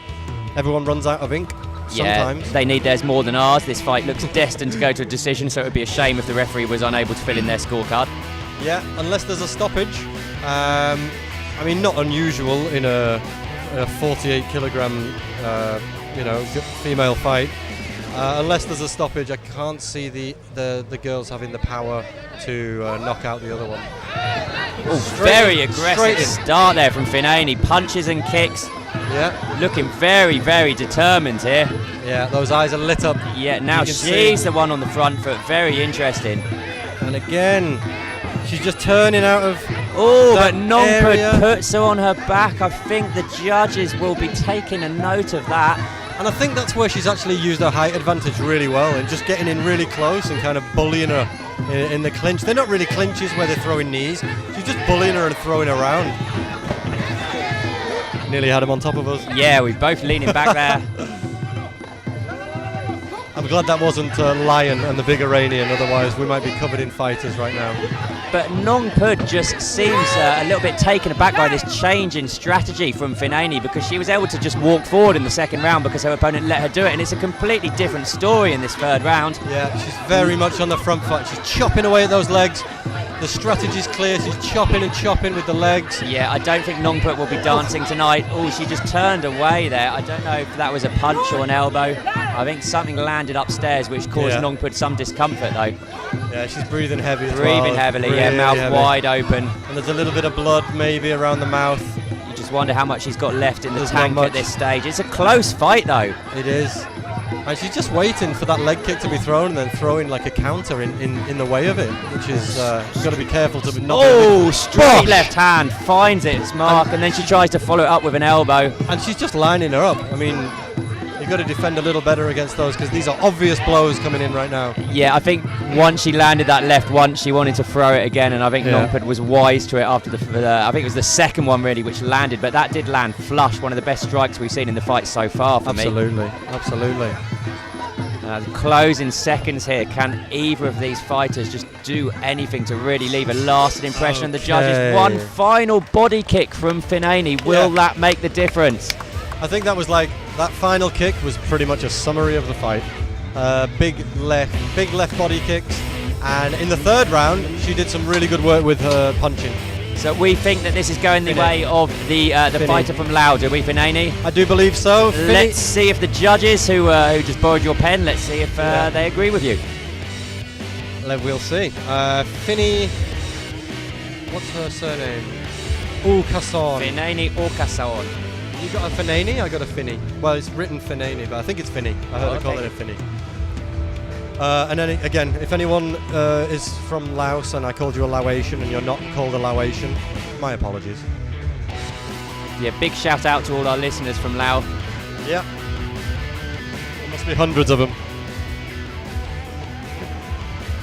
And after 3 rounds of Muay Thai action here, ladies and gentlemen, we have our winner, Kasim Rabu from the Black Corner, Thailand, Nongput Family Muay Thai. ยินดีด้วยนะครับผมกับผู้ท้าชนะของทุกสิ่งผู้มวยไทยเชื่อผู้เล่นของเราในวันนี้ครับการเตะแย่เหลือโอ้อีกหลายท่าน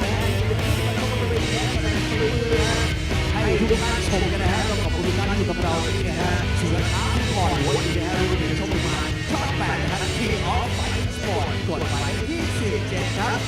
อไปครับจะมันเป็นอย่างไรบ้างครับลองดูคุณวิวเป็นยังไงบ้างครับเชิญครับ สำหรับคู่ต่อไปนะคะในคู่ที่ 5 นะคะจะเป็นมวยค่าเชือกชายค่ะในรุ่นน้ำหนัก ไม่เกิน 78 กิโลกรัมนะคะ โดยนักมวยในมุมดำนะคะ Lion Family มวยไทย นักมวยร่างบึกอารมณ์ดีนะคะจะพบกับนักมวยในมุมแดงนะคะอาวินเมโบดีนักมวยจากอิหร่านที่พร้อมมาคว้าชัยชนะนะคะใครจะเก่งกว่าใครช่วงหน้ารู้กันค่ะ และสำหรับการมอบเหรียญผู้ชนะครับผมต้องขอขอบคุณคุณกิติพงศ์สิริเพชรเกษมนะครับผมอุปนายกสมาคมธุรกิจการท่องเที่ยวหัวหินชะอำนะครับผม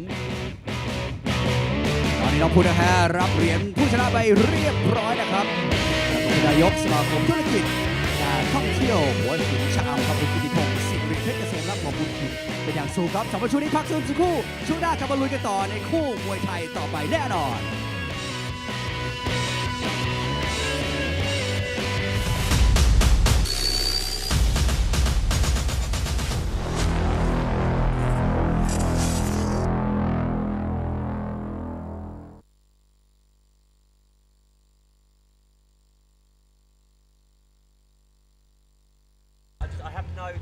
We are heading for a little break. We're going to get a drink.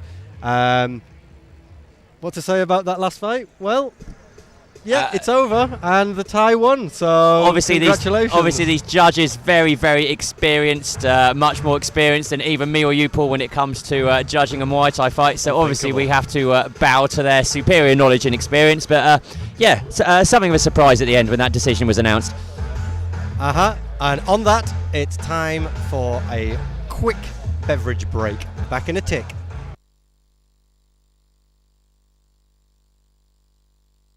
And we're going to the boys next.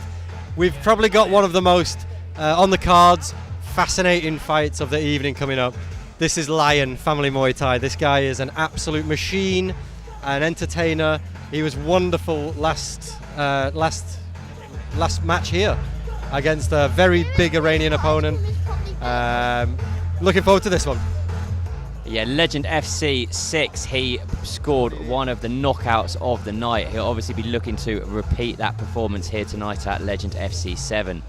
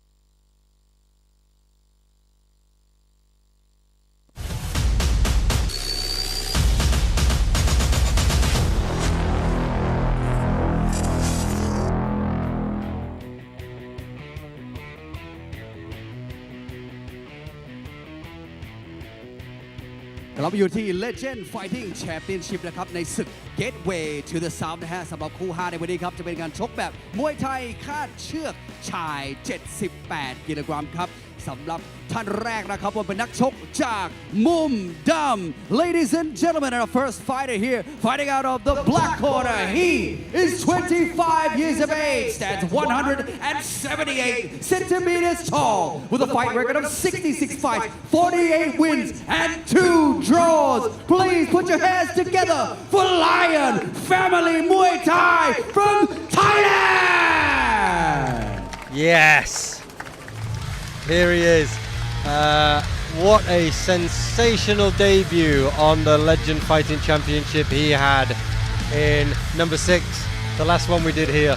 He was exhilarating, entertaining, a little bit quirky, absolute lunatic, we could say. และชมมุมดำครับจากประเทศไทย Lion Family Muay Thai. Yeah, he's got muscles on his muscles, Paul. That is a big fighter. 26 years of age, stands 185 centimeters tall, with a professional fight record of 29 fights, 20 wins, and 4 draws, representing Iran. Please give it up for Arvid Mehboudi. Arvin's got a fight against him here, man. Arvin's going to know that he's in a fight pretty early on, I would say, with the Lion. Yeah, Arvin, he's been in Thailand for a while. We've seen him fight on Fairtex Fight, where they use the MMA gloves, so no stranger to fighting without the traditional boxing gloves. He's also fought numerous times in Cambodia. Arvid Mehboudi จากอิหร่าน Interesting. But again, in และสำหรับกรรมการผู้ชี้ขาดบนเวทีได้แก่คุณสมเจตพึ่งแดง there's our ref. Let's see how he calls this one. Different ref than the last match. So as these fighters get ready, check out the stats. So 78, there's a significant height advantage here for the Iranian, I believe. 25 versus 26 years old, 48 wins for Lion and 20 for Arvin. Yeah, again it's Thailand versus Iran and it's Lion versus Iran here. He fought Mikel in the last round and he nearly stopped the fight. The end of the first round, the referee came in, jumped him. He took about 8 shots that should have knocked him down, the Iranian. You remember? I do, Paul. Great fight. The ref, he actually gave him a standing 8 count and then the bell went and that saved him. And then the second round, Lion came in, big left hand and then a spinning right elbow to finish that one. So the ref probably didn't do any favours at all there, really. Sending him back to the Lions. It could have been a mercy. He could have stopped it out of pure mercy, but he did. I mean, it was up against the ropes right here, but he hit him 2 or 3 times and he was out. He was out the game. He was dead on he was out on his feet. So the referee prolonged the inevitable, let's say. Yeah, I talked about Lion's impressive physique, but that he obviously he pays a price for all that muscle in that he is giving away I think 7 centimeters in height there. Significant, and I also wonder, I mean, he's 25 years old and he's only had 66 fights. I wonder if he might have struggled to find opponents at this weight class, because you don't get that many fighters competing at 77, 78 kilos. It's around 170 pounds in Thailand. There's a few, but obviously there's not as many as they were if you're fighting at the lighter weight. So I just wonder if that's why he hasn't had quite as many fights as some of the other Thai fighters on the cards who are really experienced. Yeah, that's definitely a case. I remember when we were doing the MMA amateur, and a lot of the guys were coming down from Bangkok, the heavyweight foreign fighters, and they were just so happy to be able to get fights with other people in their weight class because they found it really, really difficult to get the opponents. Yeah, you don't get many heavyweights in this part of the world. Of course, Tyson Fury is currently in this part of the world. He's in Phuket. You know, I was invited to Look at this. Look at this Y crew, man. Are you watching this Y crew? It's absolutely brilliant. He's got a mirror and he's checking himself and smiling at the crowd during his Y crew. What a character! Yeah, I was invited to a party with Tyson Fury tonight in Phuket. It is it's John Nutt's birthday. Yeah, happy birthday to John. If you're listening, I'm sure you're not. If you are, there's something wrong. You should be doing something better on your birthday with Tyson Fury, man. But yeah, Lion, what a character. His Y crews are almost as fun as his fights, which is saying something because his fights are a lot of fun. Yeah. Yeah, there was a lot of fun in the last fight. It was just very different. You know, he was sticking his chin out and he was taunting the other fighter and stuff like that. So I just hope we haven't built this up into an anticlimax, and I hope it's as at least entertaining as the previous fight. Psychologically, Paul, how difficult do you think it is for the Iranian, who has just got to sit there and wait quietly in the corner while his opponent kind of performs this this dance, which we're enjoying so much? What do you think is going through his mind right now? He's definitely trying to keep himself distracted. He's not facing his opponent, and yeah, I mean, what an awfully what can you say? Mental torture. Before a fight. I think so. Like I said, he has fought extensively in Thailand and Cambodia Yeah. before, so he's obviously used to it. He's definitely looking at him like, I'm not scared of you, mate. That's but nice. A warm embrace before the Very fight nice. starts. But Lion, he just exudes confidence. yeah, I mean, if Arvin's seen the previous fight reel, yeah, I'm not sure I'd say I'd be looking forward to it. Well, I mean, let's see. As I said, he's fought quite extensively in the region. He's also got a little bit of MMA experience, so this isn't his first rodeo. I think when you're competing at 78 kilos, I think all your opponents are going to be quite physically intimidating. So I'm sure he's going to take it in his stride. Let's just see what happens. The fight about to start. Yep, first round is underway. Watch this one closely. We're hoping for half of the fun and entertainment as the last one. Good strong teep there. Yeah, good just- sign from the Iranian, maybe trying to keep him at bay. Ooh, low kick was partially checked from Lion. I mean, again. Oh! We told you! The right hand! One right hand and it's all over! That is curtains for the Iranian. That is curtains. And then One swish of Lion Muay Thai's right hand, and that was the end of the night for Arvin Mabudi. good night. I mean, wow. The previous fight, it kind of nearly didn't last the full first round, but that was how many seconds? Here he is. There's the dancing, baby. I'm sure Matthew Dean will be on the scene any second to tell us exactly what the timing was on the stoppage. He's barely sat Fabulous. down since announcing them. Yeah, he's running back in the ring. Oh, And the what is left going hook. on? It might have been the left hook that did Again. the damage, you know. It was his left last time. It was the left. Boom. Yeah, Clocked that him. left hook is right on the button, and then I think he's already on the way down when the right hook just comes back. Unbelievable. Absolutely unbelievable. But I think the corner, they're trying to get Arvin out. I mean, he did suck a big hit, and he's still in the ring. And actually, Lion's sort of coming to the corner, saying like, "Come on, let's get this big guy out of here, get him some treatment." He's walking.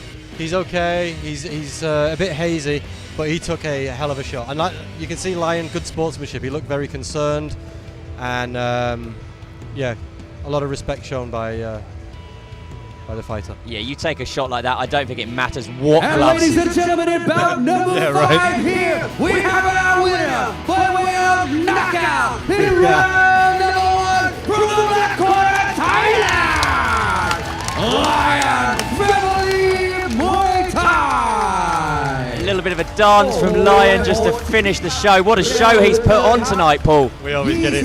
We always get a good show from this guy. That's two in two. The times I've seen him on Legend, and I'm a big fan. I'm loving this guy. Well, I mean, he says his dream is to fight on to win a title. I think with one of the One Championship Lumpini shows, and I don't believe they've introduced titles yet, but he's certainly on track to maybe get a shot on a show like that after his Defo. last two performances. Very impressive. Yeah, and can I just say something brilliant? Bit of fact here. Let's wait for Matty to stop his congratulations. He's a สำหรับ big คู่หา boy. ที่ผ่านไปแล้วนะครับบอกว่ารวดเร็วเหลือเกินครับคู่ 6 จะเป็นไงบ้างลองดูคุณวิวเชิญครับ จะเป็นมวยไทยคาดเชือกค่ะในรุ่นน้ำหนักไม่เกิน 59 กิโลกรัมค่ะ นักมวยมุมดำนะคะ ยอดขุนศึกมราชพัฒน์หมู่บ้านจอมบึง นักมวยไทยเจนเวที สไตล์มวยเดือดมัน พบกับนักมวยในมุมแดงค่ะ นักมวยอาวุธครบเครื่องจากพม่า พร้อมมาสาดอาวุธใส่กันบนสังเวียนนะคะ ในศึกนี้นะคะจะเป็นไทยหรือเมียนมาที่คว้าชัยชนะสักครู่ค่ะ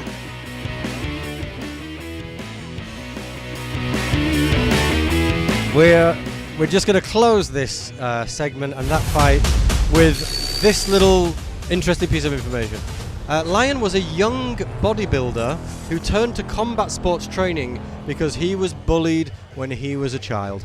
I just want to give a big shout out to all of the people that bullied Lion as a child, and I hope that you live nowhere near him and he doesn't remember you.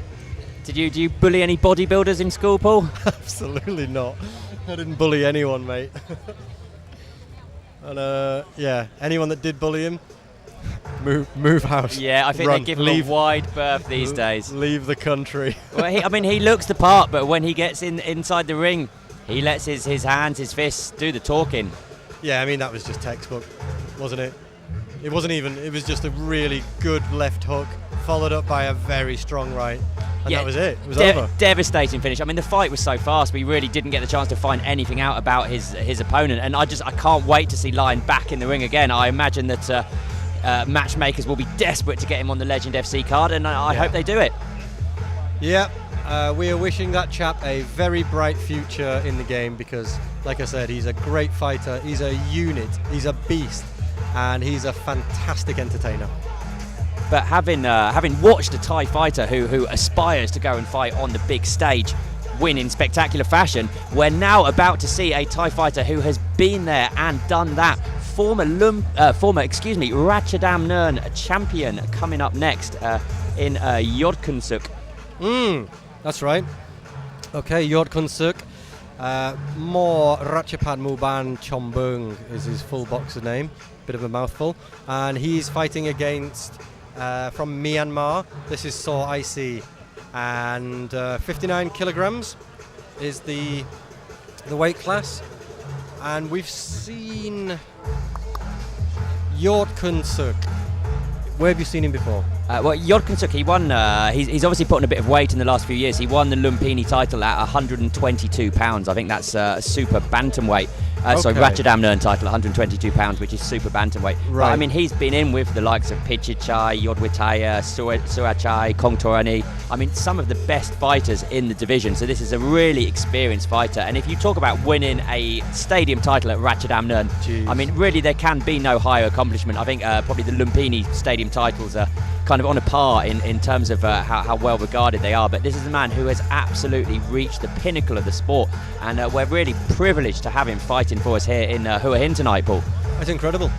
I heard, I've heard a lot of good things about this guy. I've never seen him fight before, but I didn't know he had that much of a kind of like thoroughbred track record against those guys. That's, yeah, I'm really looking forward to this now.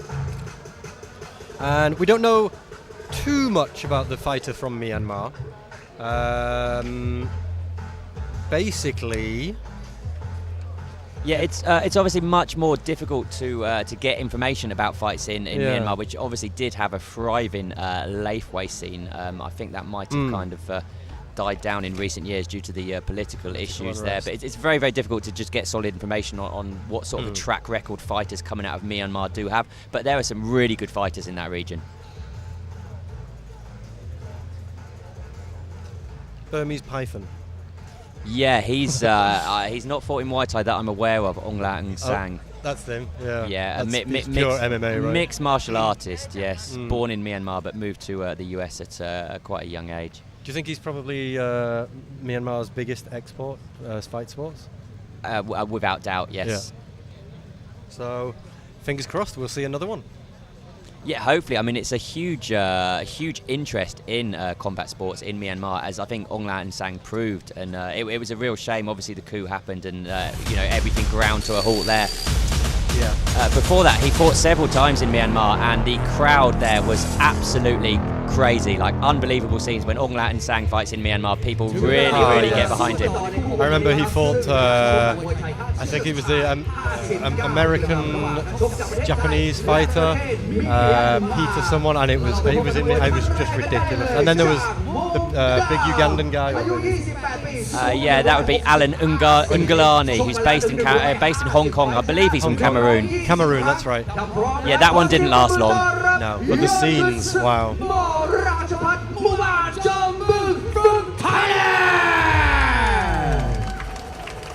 All right, here he is. As Matty's just announced, our Thai fighter fighting at the black corner, Yodkunsuk Mo Ratchapad Muban Chombung.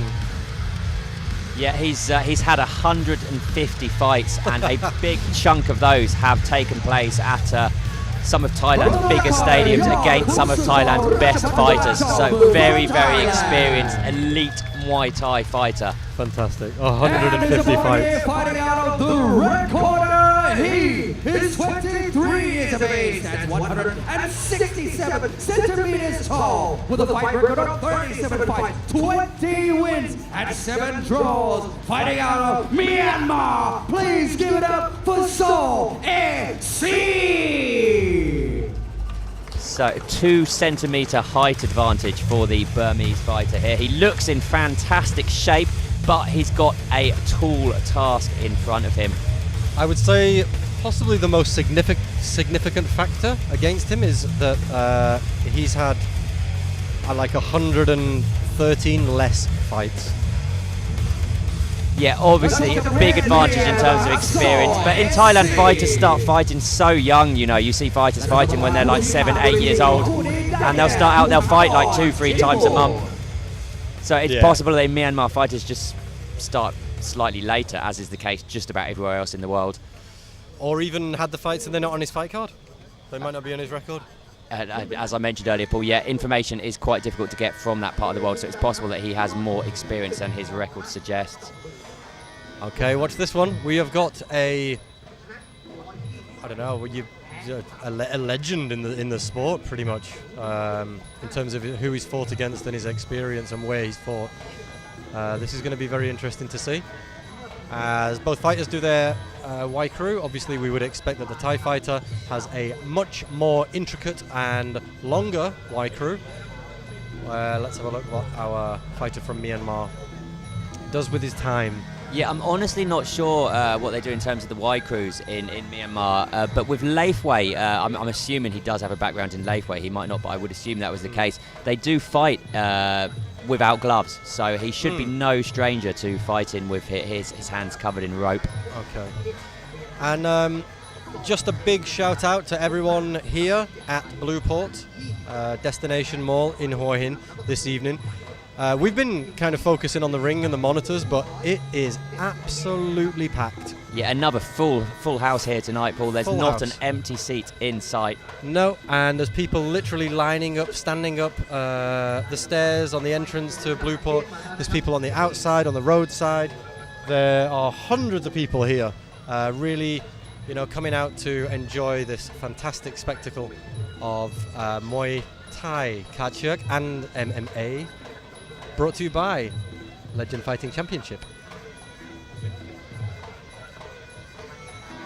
Yeah, if you live in Hua Hin, as of course we both do, events of this magnitude are few and far between. So we're really lucky to have Legend Fighting Championship here, putting on events every few months of this caliber and seeing fighters of this caliber. Yeah, absolutely. I remember before we did the first one, there wasn't much, apart from obviously great Muay Thai fights organised by the gyms and things like that, but there wasn't really much to watch. On this stage, at this scale, I would say. No, absolutely. I mean, I've never seen a Muay Thai event here of this scale. Of course, I know you've had some big events, haven't you, at True Arena or Vananava?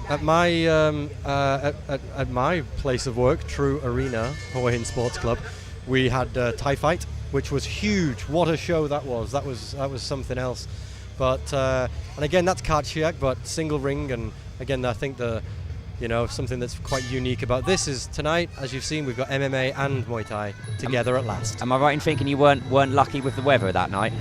We were until the last 10 minutes when Sanchai came out and then the heavens opened. A balmy evening tonight in Hua Hin, very sure warm. is. Yeah.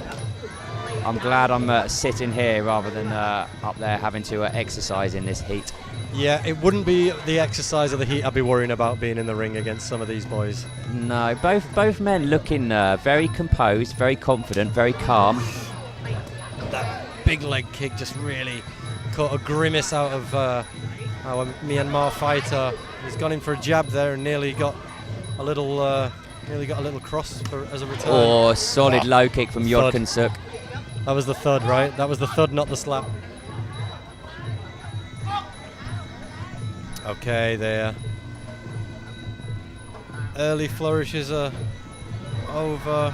Just trying to get that big right kick going from Yodkin Suk. Yeah, Yorkin Suk, who must have fought a lot of 5-rounders, where the first 2 rounds fighters can start slowly, has made the adjustment to the 3-rounder very well for me. He's made a fast start here. He's not really wasting any time with the feeling out process. He's gone to work. He does. He's doing well. Again, distance control, avoiding the low leg kicks. He just flashed a head kick just above the head of Saw AC. Saw Orsi, though, who just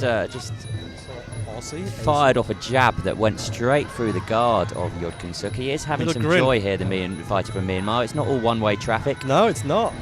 And he gave him a little grin there, just to say, I caught you. Ooh. Swing and a miss there. There's some swelling or some mark just on the top of Yorkin Suk's nose. I don't know if that was from the jab a moment ago. Low inside leg kick, big body kick, but did not bother our Myanmar fighter one bit. He comes in with a strong teep. He looked to catch it, but Yorkin Suk was far too slick, just whipped his leg out. He went for an elbow there and nearly ate a jab coming back out. Oh, another body kick there from the man from Myanmar, finds its mark. They're in the clinch and Yorkin Suk just pushes him away, circles he's out the clinch really fast. You kind of expect someone of his experience, Ooh, left hand. From Yorkin Suk? Yeah. Did he just catch him there on the couldn't nose? see there was a rope in the way. I think it might just have fallen short. I think it might have he pulled his head out of it just in time. Overhead elbow there. He jumped in there, and Yorkin Suk tried to answer with a left cross, missed. Saw IC does not look intimidated by his opponent's reputation at all. He's here to fight. He's grinning. He's grinning more often than not. And it's the Thai fighter who's celebrating, but that was a close round. The man from Myanmar, he held his own there. He sure did. That was definitely not one-way traffic, and yeah, I don't know. A tough one to call. Very tight. I think you might give it to again for the kicking game, the leg kicks, the body kicks, the attempted kicks looking good from the Thai opponent. But I would say more dangerous upstairs with the hands, looking more dangerous certainly. Was Saw AC, I believe his name is. Yeah, Yorkin Suk, very experienced. They will be very, very aware of which shots are scoring with the judges and which shots aren't. Yeah.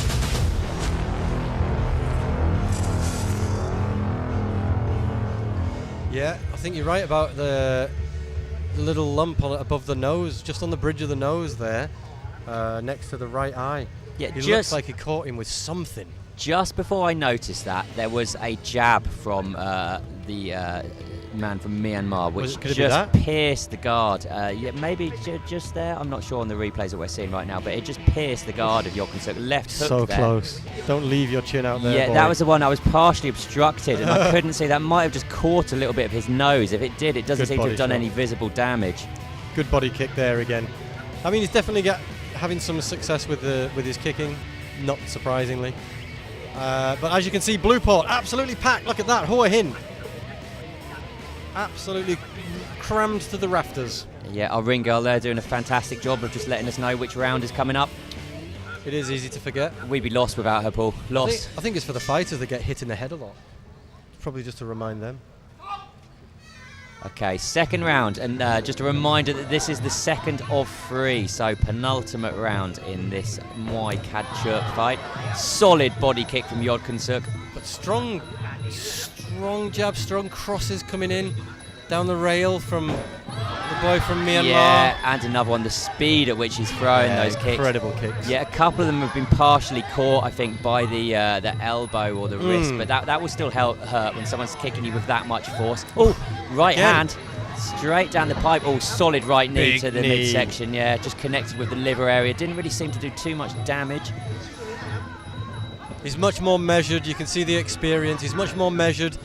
The Myanmar fighter's throwing everything into his exchanges. Big shot to the body there, and he's gone for the elbow, Yorkin Suk. Saw ISO just looking to land, I think, that uppercut elbow, and Yorkin Suk hunted with one of his own, which was much, much closer. Big leg kick again, good combo. It was jab cross kick, nice combo, just connected well. Saw ISO, he's looking for that right hand, but I think Yorkin Suk is wise to it now. Yeah, he is. He's leading with the jab and then going for the big cross. Jorgensen just walking him down. Oh, he's just missed with an elbow there. It's so close. He's gone with the vertical elbow. Just that stabbing elbow, big knee. Oh, that elbows. definitely found its mark. Looking very, very confident in the clinch, the Thai fighter. I think a couple of Yeah. elbows there came through, and you can see some blood Yeah. starting to appear Yeah, now on yeah, the face yeah. of Saw Aisu. Yeah, exactly. Oh, right hand to Low the body. blow. Jorgensen just adjusts his shorts. Not sure how much that bothered him. Elbow. You can see that Jorgensen here has gone for short range elbows. and Short, they're sharp really elbows, and he's had a lot of effective. success with them this round. Really effective. You can see the face of the, the Myanmar fighter. He's showing some damage now. Still not a Another clean- right hand to the body. He's Big knee. really looking to land that right hand and Teep push to the kick face. upstairs. That's no fun at all, getting No. teeped in the face. Not at all. Not when you've just been elbowed in the face 5 times. They're still Saw not- Aisu just drops his hands and smiles. I know. He's You- taking some punishment. that's You for can sure. question his experience, but you cannot question his heart here. Absolutely not. And again, they're getting through the dull, thuddy The rope elbows, hands. though. The elbows from Jorgensen really doing some damage in this round. Yeah. And it's just the impact, like we were saying before. Without the gloves, you just get that constant impact. It just fuzzies your head. You can see the fighters. It just takes its toll, minute after minute. He's just unbalanced his opponent as well, dumped him right Yeah. on his back, right in front of one of the judges The here. judges love that. The judges will certainly be making a note of that. I think Jorgensen is well ahead at this stage of the fight. Knees, and he's going for these short, sharp elbow uppercuts when he's getting close in. Yeah, very good round for the Yeah. experienced Thai fighter. Yeah, I think he'll be happy. Well, he is. He's happy with that. But still, no slouch. So I see, no slouch. He's not holding back. He's not, cowering and hanging around in the corner. He is pressing forward, and he's really trying to get his jabs and his crosses through. Yeah, I see. It's an interesting one because he's got 3 minutes left. He was definitely second best in that last round, but he's going to need something big. Does he have the confidence to come out and really try and close the show, or is he going to be too concerned about getting caught on the counter by the wily Thai opponent? I don't see much concern. He looks very, very confident He even looks after that very round. confident, yeah. He does not look like he's going to try and close up and be cautious in this third round, if it's anything like the last round, because he was taking some extreme, dangerous punishment, elbows and knees and kicks, and he was not backing down. He was not switching up his game plan. We're just seeing some replays on the screen now from that second round. Some of these elbows coming in from You see the Jorgensen. power as well. That nothing's really connecting cleanly. Nothing's really connecting There's cleanly that so push far. kick but to the face. just that constant dull thud of getting an elbow smashed against your hand, which is wrapped in Yep. ropes, which is being held next to your own head. Yeah, we just saw an uppercut elbow which landed very, very cleanly. Yeah, I think any fighter that lands a particularly clean shot with the power that they're both throwing, that could be a significant game changer in this third round. There's our ring girl to remind us that it is the third round, in case we'd forgotten.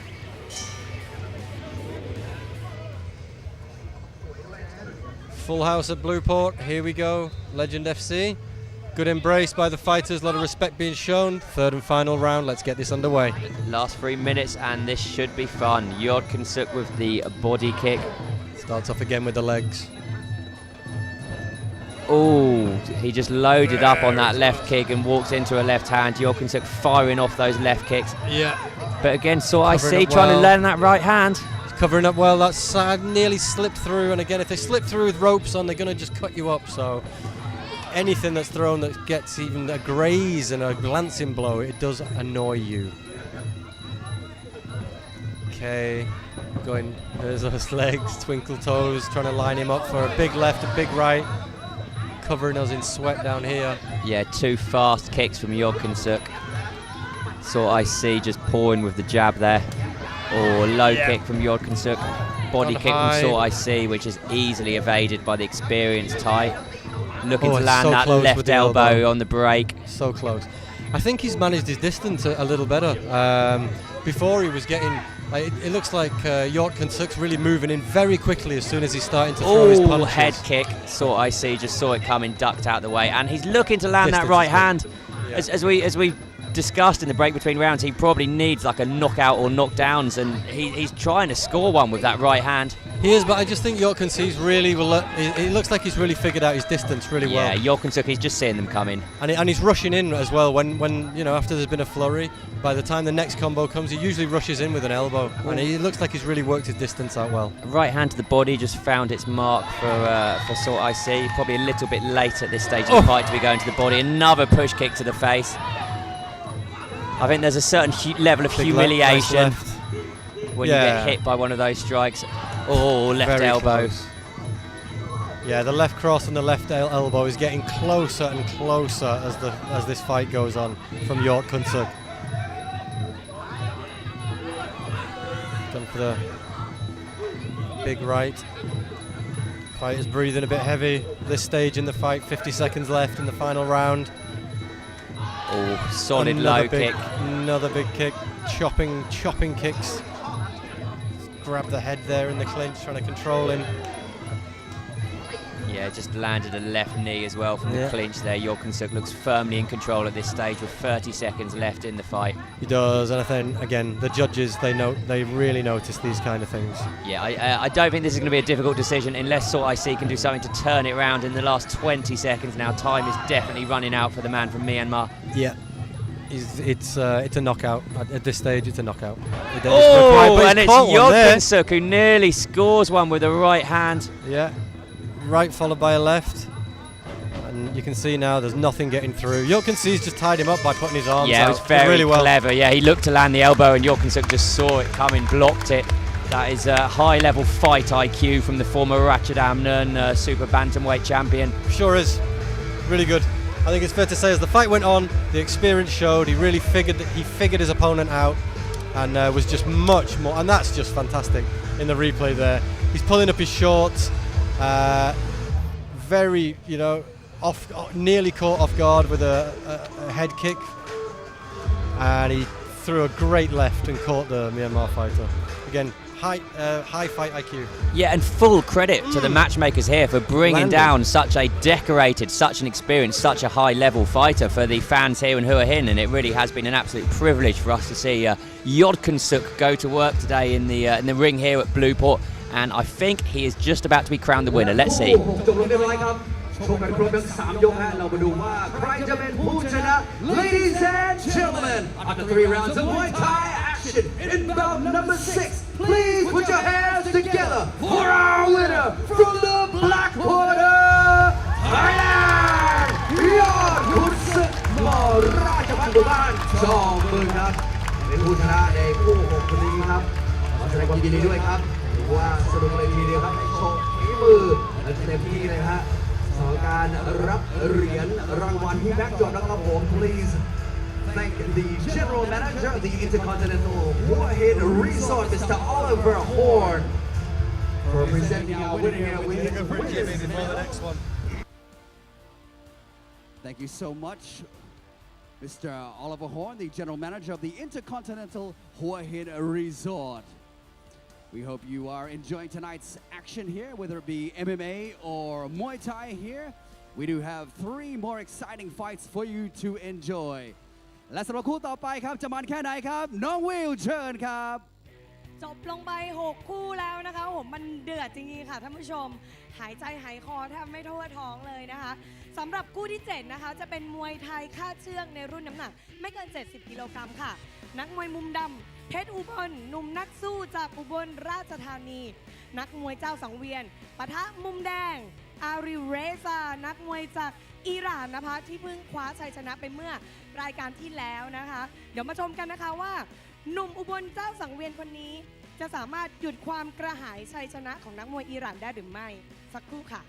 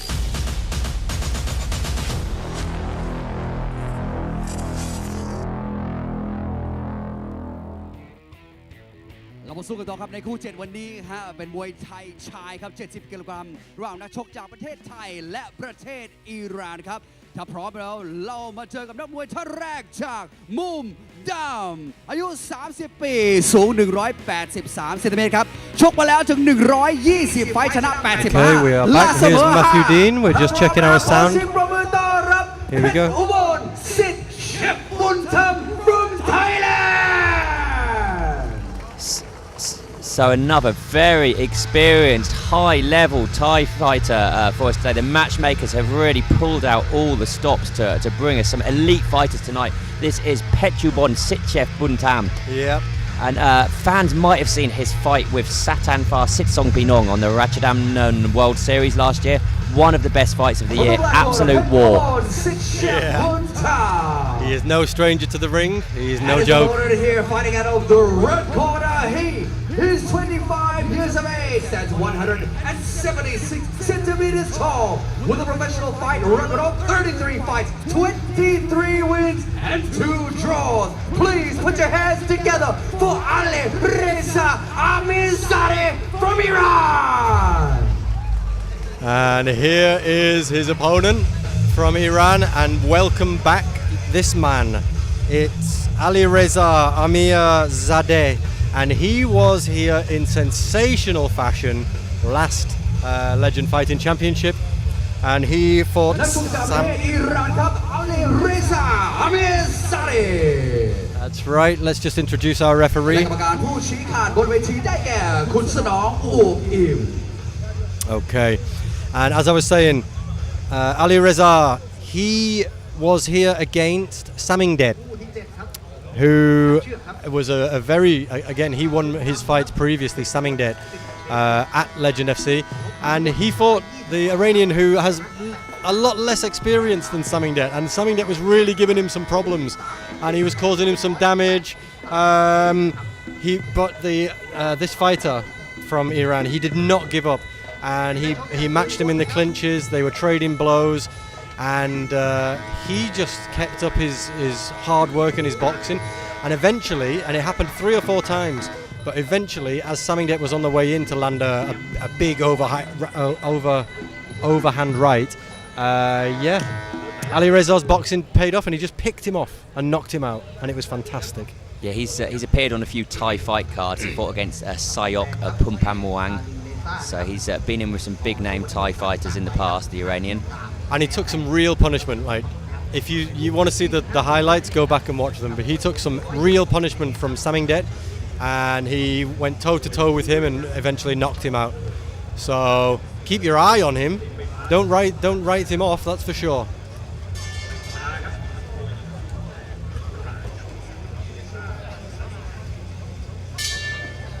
And here we go, boys and girls. Round 1 is off. Let's see how quickly or slowly these fighters start. Yeah, 7 centimeter height advantage for Petchubon, who lands a sharp low kick there, looking to follow it up with a left hook. He looks so much taller and lankier and longer arms and legs, doesn't he? Yeah, very different body shape here. It'll be interesting to see if he's able to use that height to maybe maintain distance or even drag the fight into the clinch, land some knees. Sharp jab there, just snapped the Iranian's head back. Petchubon with that traditional Muay Thai stance, likes to put his weight on the back foot, very light on his front foot. Oh, solid body kick there. Left body kick from the Iranian. Good shot, good follow-up. And again, he was doing really... One thing that impressed last time out was he kept mixing up his combinations, and he wasn't throwing single shots and covering up.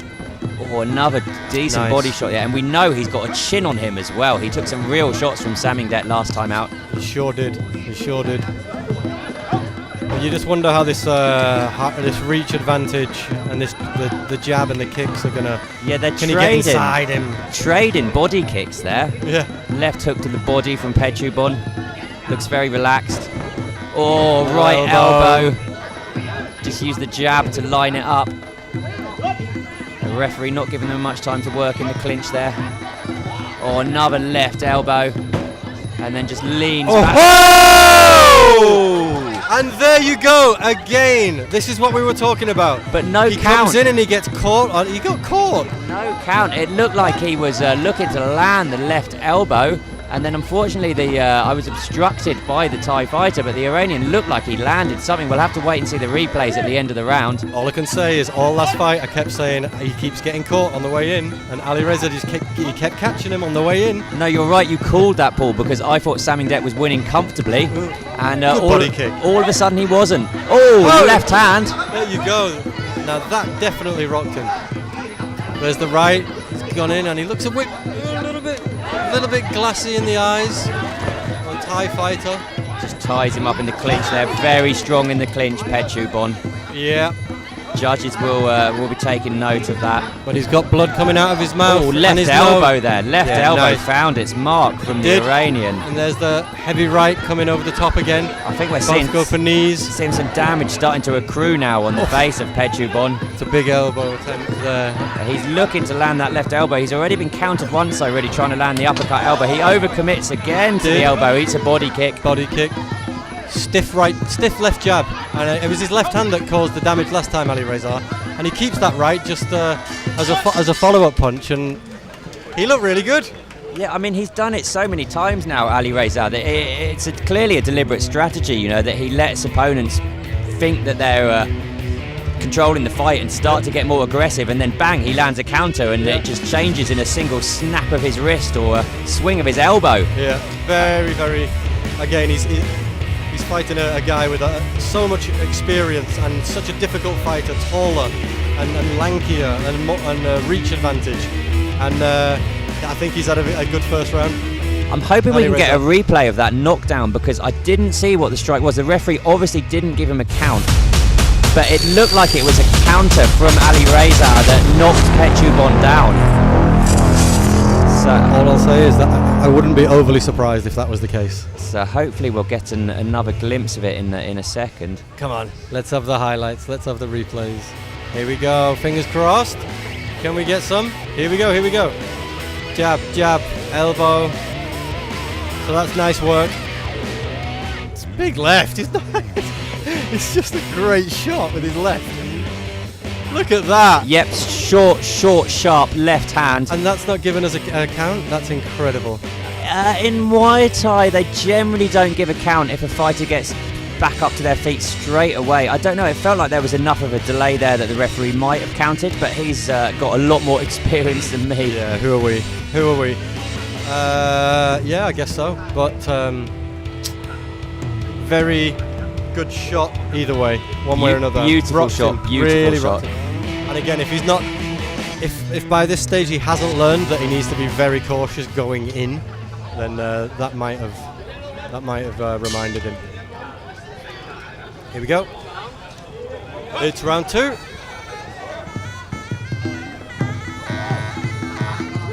A stiff jab from Ali Reza finds its mark.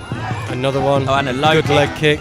Oh, right Big hand, right hand. right on the kisser. And another. left, and a body kick. Oh, and a body kick. Throws that one away.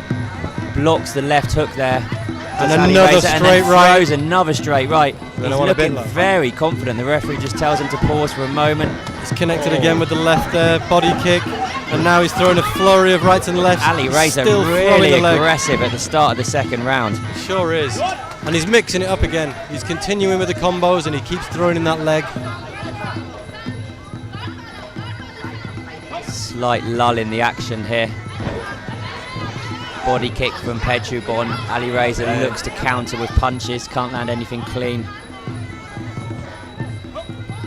Teep from Petchubon. He's going for that straight left. It's just such a nice stiff shot. And he's Ali Reza just way coming up there. short there with the jab, followed by the left hand. He gets in close.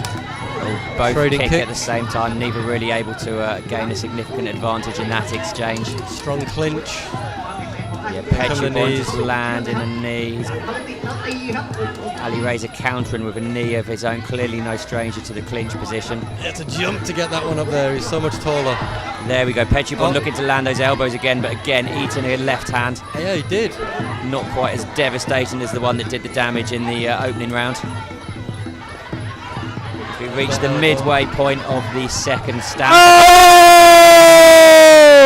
Big right Oh my hand days. from Ali Reza, and it's all over. He's gone to his corner. They are absolutely over the moon. He's got a lot of support here. And That was a he's out. huge right hand from the Iranian. Absolute hammer blow. It was- Petchubon is down He's out. and out. Petchubon is out. He is out. And the medical team are going to come in and get him back on his feet and bring him around. But that overhand right, good night. Absolute fire. Ali Reza Bosh. has done it again. That is 2 in a row now here at Legend Fighting Championship. He celebrates, and he should be celebrating. Yes, indeed. That is another impressive performance. Well, from we a talked about very it. Good fighter. We talked about what a good fighter Petchubon is. You know, he fought for Rajadamwen World Series. His fight with Satan Varsitong Extraordinary. last year, one of the fights of the year, and Ali Reza knocked him out cold. Ladies and gentlemen, And he's getting to in his bout feet. number Petchubon is 7 wobbling. here This evening, we have a winner by way of knockout in round number 2 from the red corner, Iran Ali Reza Amisari. And I can tell you there can't be too many men that have done that to Petchubon. Huge knockout win from Ali Reza, who is fast becoming a real fan favourite here at Blueport. It's incredible. Absolutely incredible. Head of commercial and sponsorship. Let's just let Matthew deal with the ceremonies, and then we'll come back and have a little chat about that fight. Ali Reza done it again. บอกว่าคู่นี้ฮะใครจะน็อกก็ได้ฮะเรามาลุ้นกันต่อครับเหลืออีก2คู่คุณภาพให้เราชมกันนะฮะคู่ต่อไปจะเป็นยังไงบ้างครับคุณวิวเชิญ สำหรับคู่ที่ 8 นะคะ จะเป็นมวยไทยค่าเชือกในรุ่นน้ำหนักไม่เกิน 72 กิโลกรัมค่ะ จะเป็นการพบกันระหว่างมุมดำวันเฉลิมนักชกสายเลือดอีสาน อาวุธหนักมากประสบการณ์ปะทะมุมแดง กาลิบ เซลิก นักมวยหนุ่มสุดแกร่งจากตุรกีนะคะ มาชมกันนะคะ เมื่อหนุ่มตุรกีจะต้านทานอาวุธหนักของหนุ่มไทยได้หรือไม่ สักครู่ค่ะ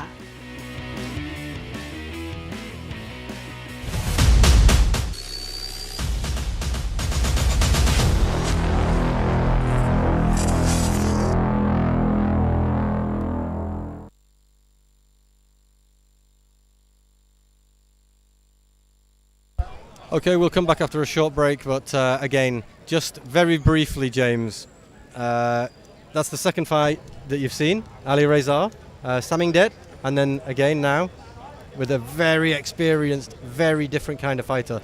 What do you think about this guy? Absolutely spectacular performance from the Iranian. So impressive, and to do that to a fighter of Petchubon's caliber and credentials. Yeah, what do you say? Incredible.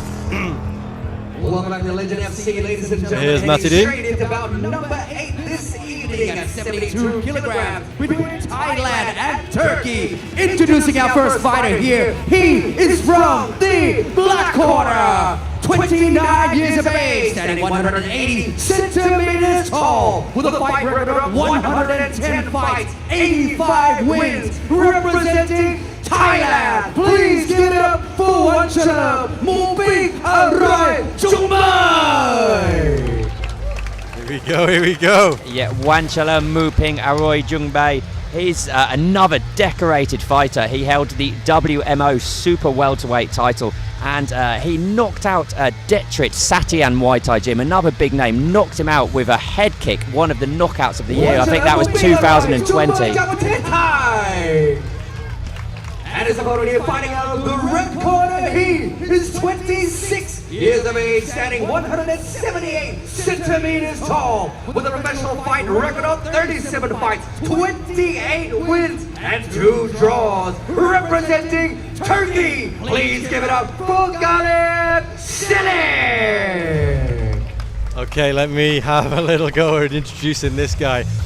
He's one of the guys I mentioned earlier with our favourites from the previous Legend FC number 6.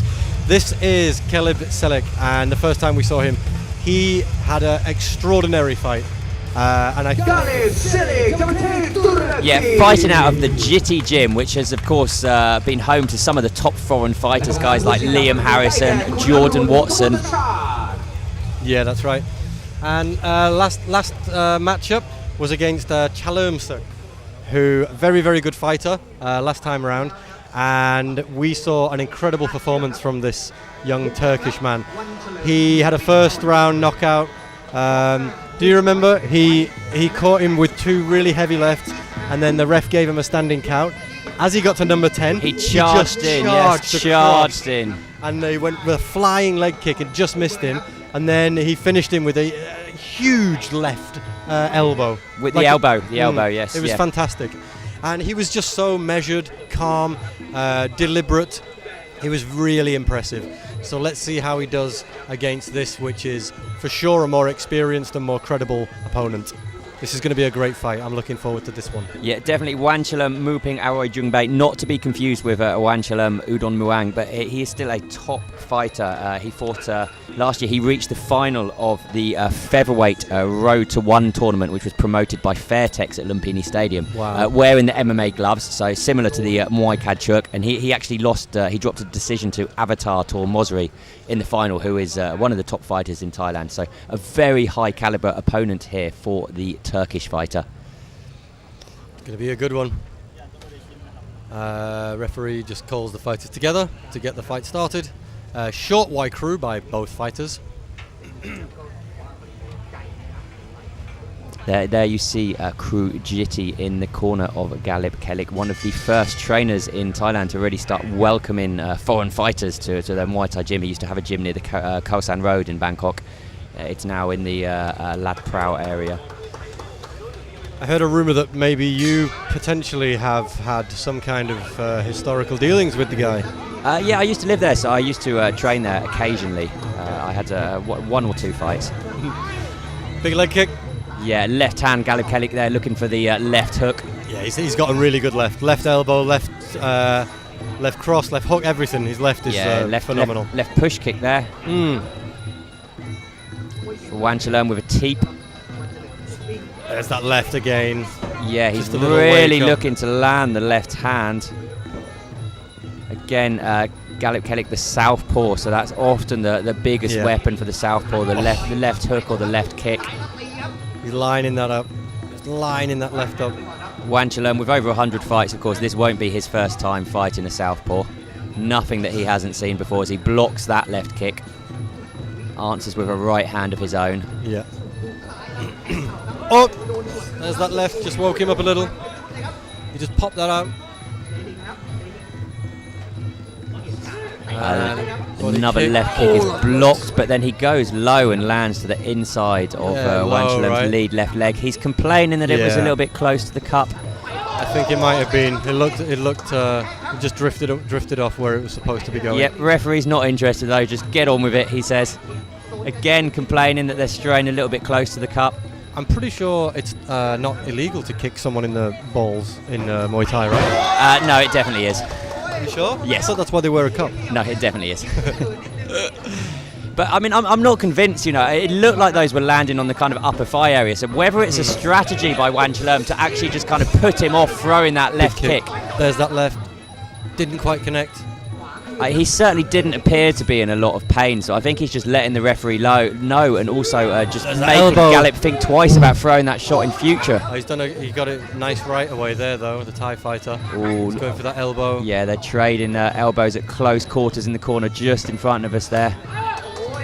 Right low kick from Galip. Great low kick.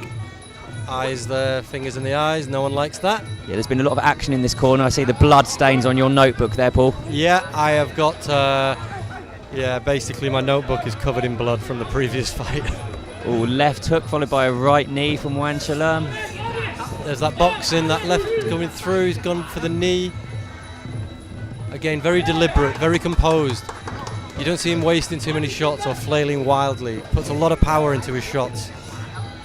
And that's another good low kick, mixing it up. Nice slip.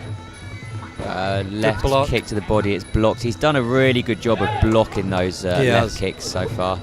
Oh, left knee just sneaked through there from Wanchalam. Looking to land the Nearly right out. elbow.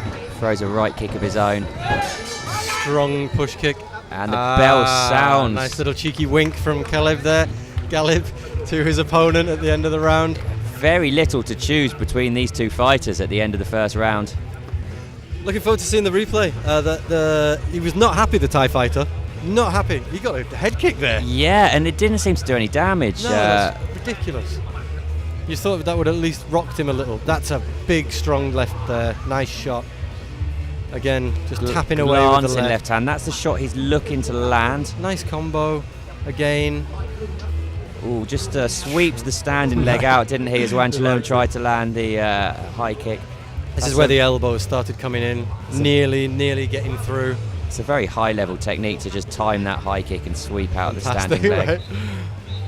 That was amazing. I think I'm going to say that Galib really enjoyed that first round much more than the Thai fighter. I don't know scorecard-wise and judges how they found it, but he really seemed to enjoy it a lot more. Yeah, he should be enjoying it, you know, because he's fighting an opponent who is so much more experienced than him, and he's more than holding his own here. He is, and he looks very keen to get this going. Watch this one carefully. Yeah, he briefly looked like he was going to fight in the orthodox stance there at the start of the round, but then switched to southpaw immediately. Oh, there's that elbow, and he's that's a big left. Heavy lever. Both left. men trading punches. Big There's body the kick from elbow. Wanchalerm. Big body kick. He's trying to get the elbow through, and he big Another shots. body kick from Wanchalerm. Those will be scoring highly, those shots. The power going into the punches that these guys are throwing is incredible, particularly from Galib. The power he puts into his punches.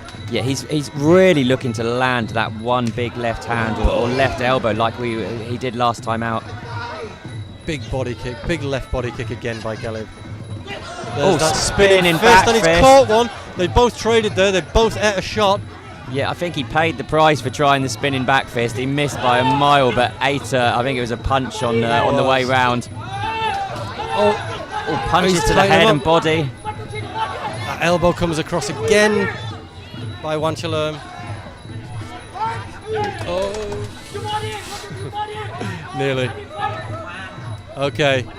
Fighters are in the ring, which is good news. Low kick. Big left again. Just glanced. And Galib looks like he's quite keen on tossing him out the... Oh! I think he took a big right elbow there. It was a right elbow. I'm not sure how much damage it did. Looked to just to wobble him just a tiny split second. That's a big left. Yeah. And Oh, another left, one. and Yeah, another two left. straight And left. he's rocked. I think And he's those have rocked, and done there's some the damage, elbow. and he's looking to follow it up with the left He elbow is. too. That rocked him. That rocked the Thai fighter. Wanchalerm firing Body back shot. with a right hand to the body. Galib answers with a left to the body of his own. It's tit for tat here What a at Blueport. fight. What a fight this is. What a fight. Both men throwing heavy lever or heavy rope, of course, in this Muay Kachuk fight as Galib lands a stiff jab. Fighters hanging out the ring again, Yeah, as they've been doing for so many times in this 1 fight. minute remaining in the round. Oh, a solid big, body kick solid from body kick. Wanchalerm. Yeah, see Galib answered Galib- with one of his own, but it didn't have quite the same impact. And now he holds that leg and tries to throw the elbow. Good knee, referee pulls them apart. Wanchalerm just complaining about something in his left eye. I don't know if he was poked in the eye there. Doesn't seem to have caused him any major distress. Oh, Took right elbow another from big right Wanchalerm. elbow. And then sucks up a left. Oh, Galib Nearly got him with swing and the a miss with the uppercut, but he landed a left hand. Did. And he's pushing away. We need to be careful with the fingers in the eyes there. Yeah, he's They're both complaining. doing it. They're both doing it, to be fair. It's the second time this round Wanchalerm has complained about a poke to the eye. Okay. Little wink at the end of the round Yeah, again. both men smiling. Yeah, and a little wink from Galib saying, "I'm still here." Yeah, it's Still here. close and competitive fight though. Going to be a difficult one to score. Amazing. Let's have a look at these highlights. Absolutely big Left big high left. kick. I think it was partially blocked, but did some damage nonetheless. And then a left hand that I think the ropes might have Elbow. kept him up there. Yeah, I think you're right. So close with the uppercut, so close with the elbow. I mean, they're glancing blows. There's so many blows that have like just dusted off the forehead above the head, or just glanced off the chin. You see how that interesting technique how he tries to grab his leg and hold him in there and then throw in an elbow, but he Ooh, pushed. right elbow there from Wanchalerm. I think that found its mark. I think, I tell you what, like elbows. In terms of elbows and knees, I think the Thai had a better round there. There was two big right elbows that got through from Wanchalerm. Yeah, third and final round coming up, and I think it's all to play for here, really. So tight. Such a good fight so far. Both fighters. Yeah, Trading. Wanchalerm just buying a few extra seconds there at the end of the second. You'd need him. You're going to need him. Using all his experience. I think you can see a little bit of swelling underneath the left eye of the Thai fighter. Yeah. Galib You're looking right. to land that left hand again. Oh, big knee. Big knee to the side. And there's that holding the leg and trying to line up that elbow. Yeah, he's caught the knee, but he hasn't really been able to use the position to land any counters. Left hook to the body, body, right nice hand body, upstairs, good and they're right throwing hand. heavy lever. Great right hand there. He's gone in again with the left.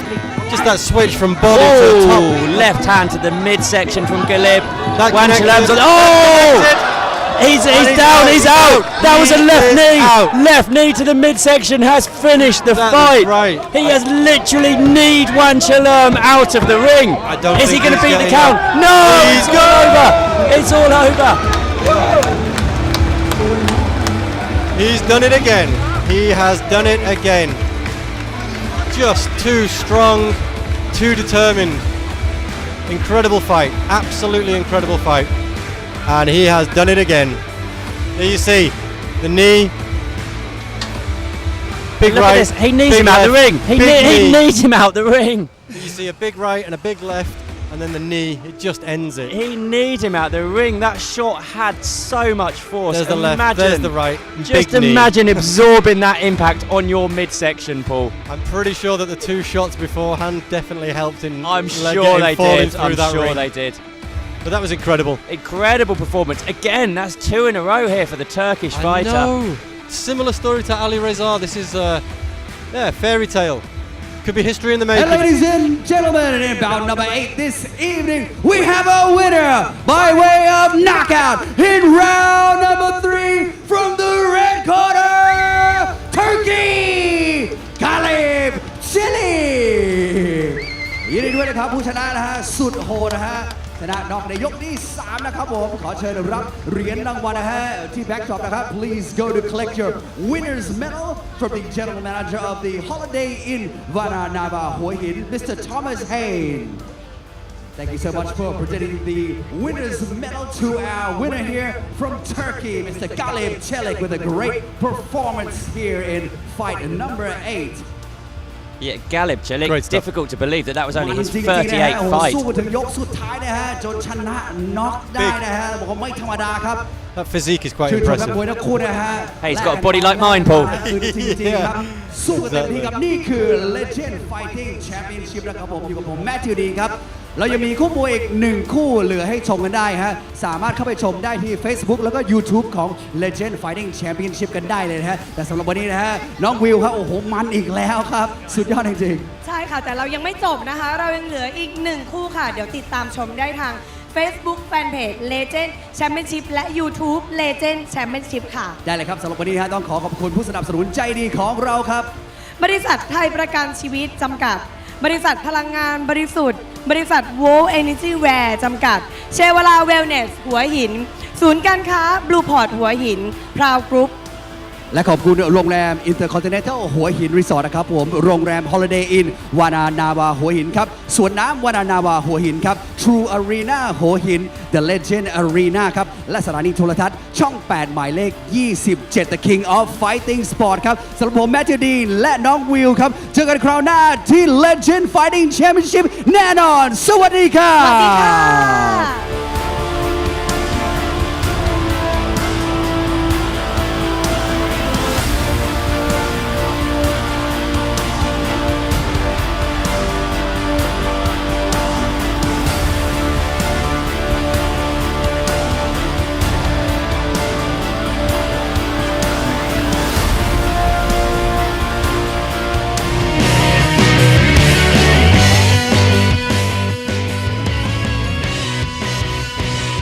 Okay, boys.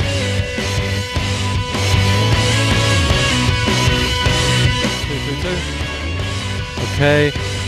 Just for our YouTube viewers, just to remind you, stay tuned. That was the end of the televised fight on Channel 8 in Thailand.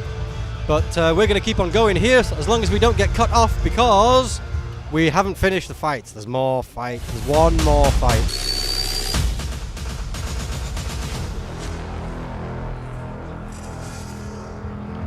So if you can still hear us.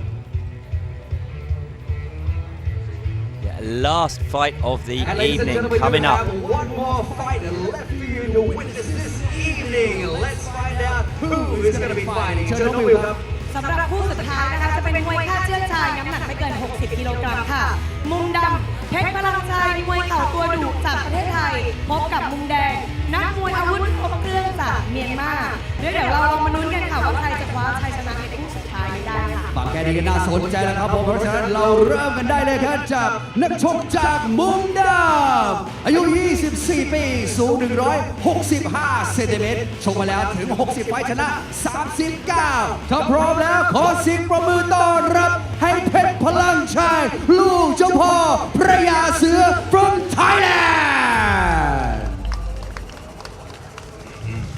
You're going to let me announce this one, aren't you? Okay, ladies and gentlemen, we're still on for our next fight, the final fight of the evening. This is Pech Palang Chai Luke Chao Po Payasur. Boxing, you like that one? Yeah, I didn't fancy that surname, Paul. It's all yours. Boxing out of... เพชรพลังชัยลูกเจ้าพ่อพระยาเสือนะครับ That's right. Boxing out of the very famous Luke Chao Po Payasur gym. Red corner, he is 20 years of age, standing 169 centimeters tall, with a fight record of 26 fights, 20 wins, fighting out of Myanmar. Please put your hands together for Yi Yin Nam. Okay, and considerably easier to pronounce. Yi Yin Nying, I believe it's called. Yeah, we've seen him a couple of times on the Super Champ televised Muay Thai show, so he definitely has some Muay Thai experience coming from Myanmar. That's right. As both fighters get ready, let's have a look. We've got... Yeah, the advantage in terms of experience definitely goes to the Thai fighter. Pech Palang Chai is a veteran of 60 fights. Yeah, 24 years old. His opponent, 4 years a junior. His junior, 20 years old.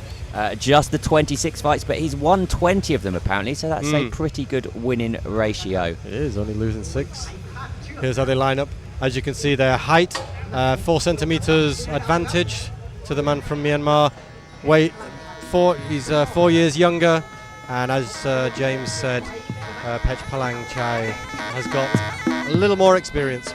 Yes, so it's the man from Myanmar. He has youth on his side, he has height on his side, but his opponent has the advantage in terms of experience. Let's see how it plays out in this 3-round Muay Thai fight. And of course, they're fighting with the ropes around their hands. We've got no gloves, so as we've seen all evening, absolutely anything can happen under these circumstances.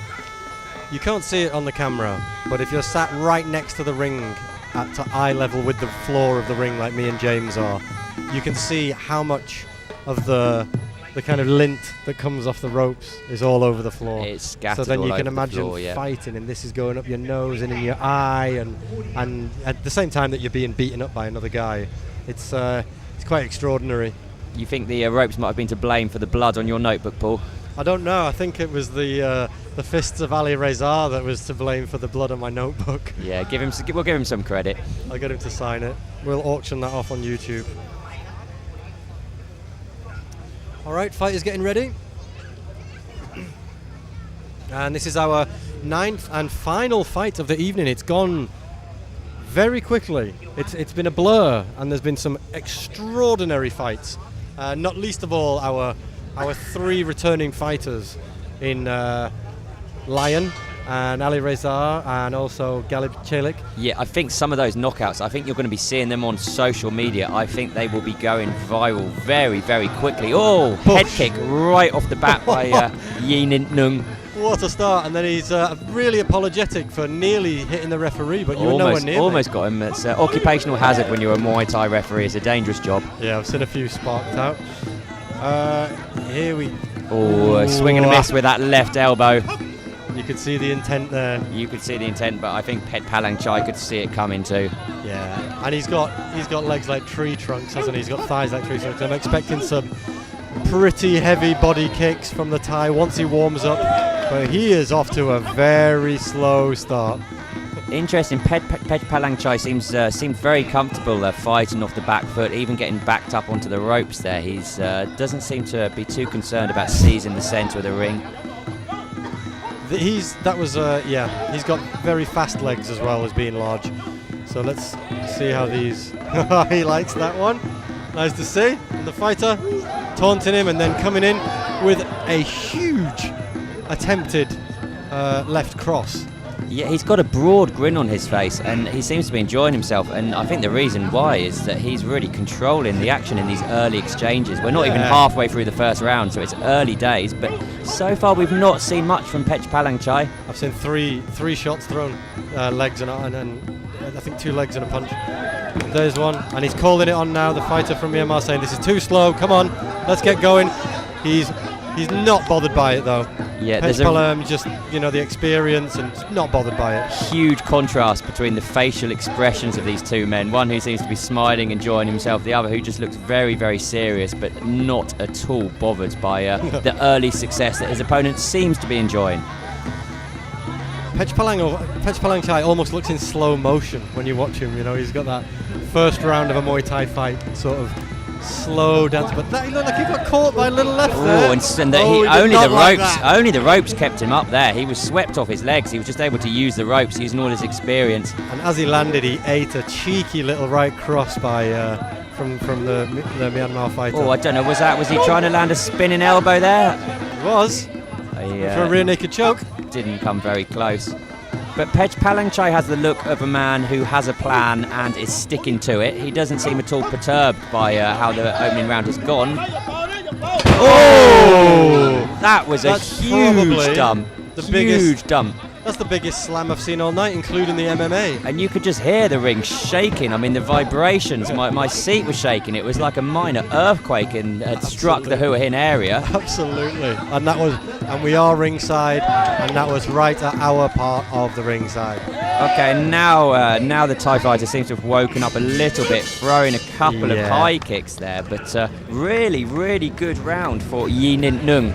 Yeah, very confident. Complete contrast of styles. Absolute complete contrast of displayed attitudes as well. Fantastic.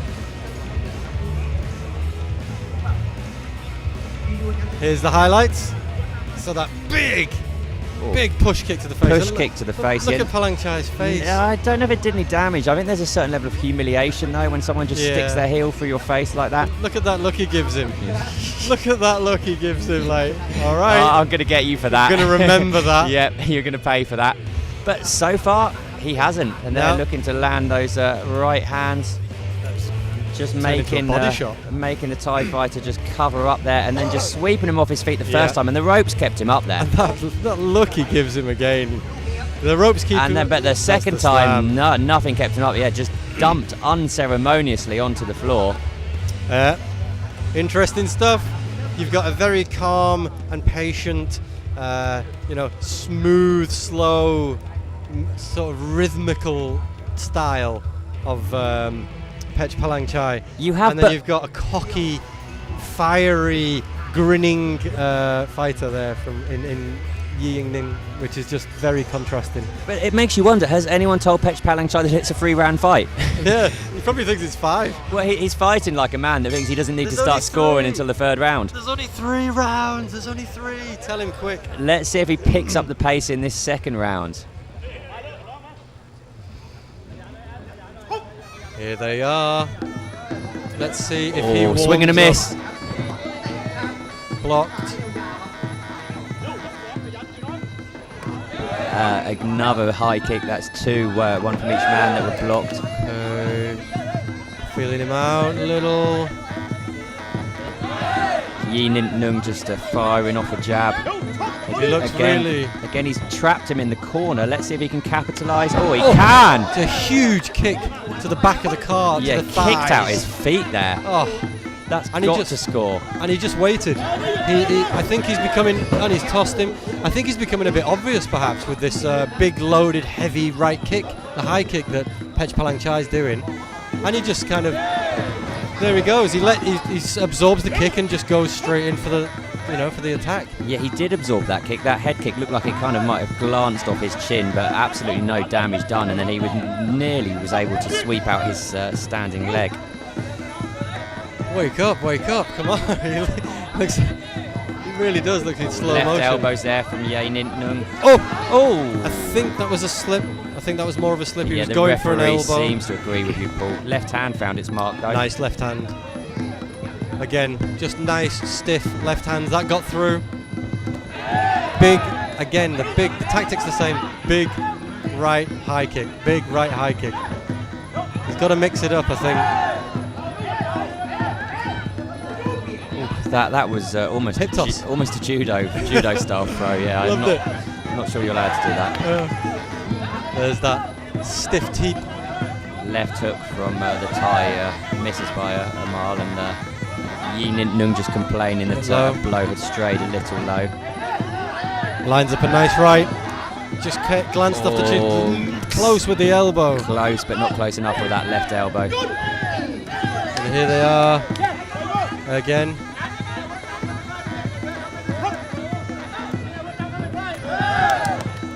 Left kick to the body from Pech Palangchai. Absorbing those big kicks and just looking to get to work with the hands. Oh, solid right knee. to the liver section from The right the knee. man from Myanmar. Yeah, it was Yeah, a knee lovely. to the liver. Really nice. Oh, left kick to the body there from Pech Palangchai. Oh, and he switches it another up with a high kick straight there. kicks there. Pech Such Palangchai with low his back to the hands. ropes again. Hands are so low.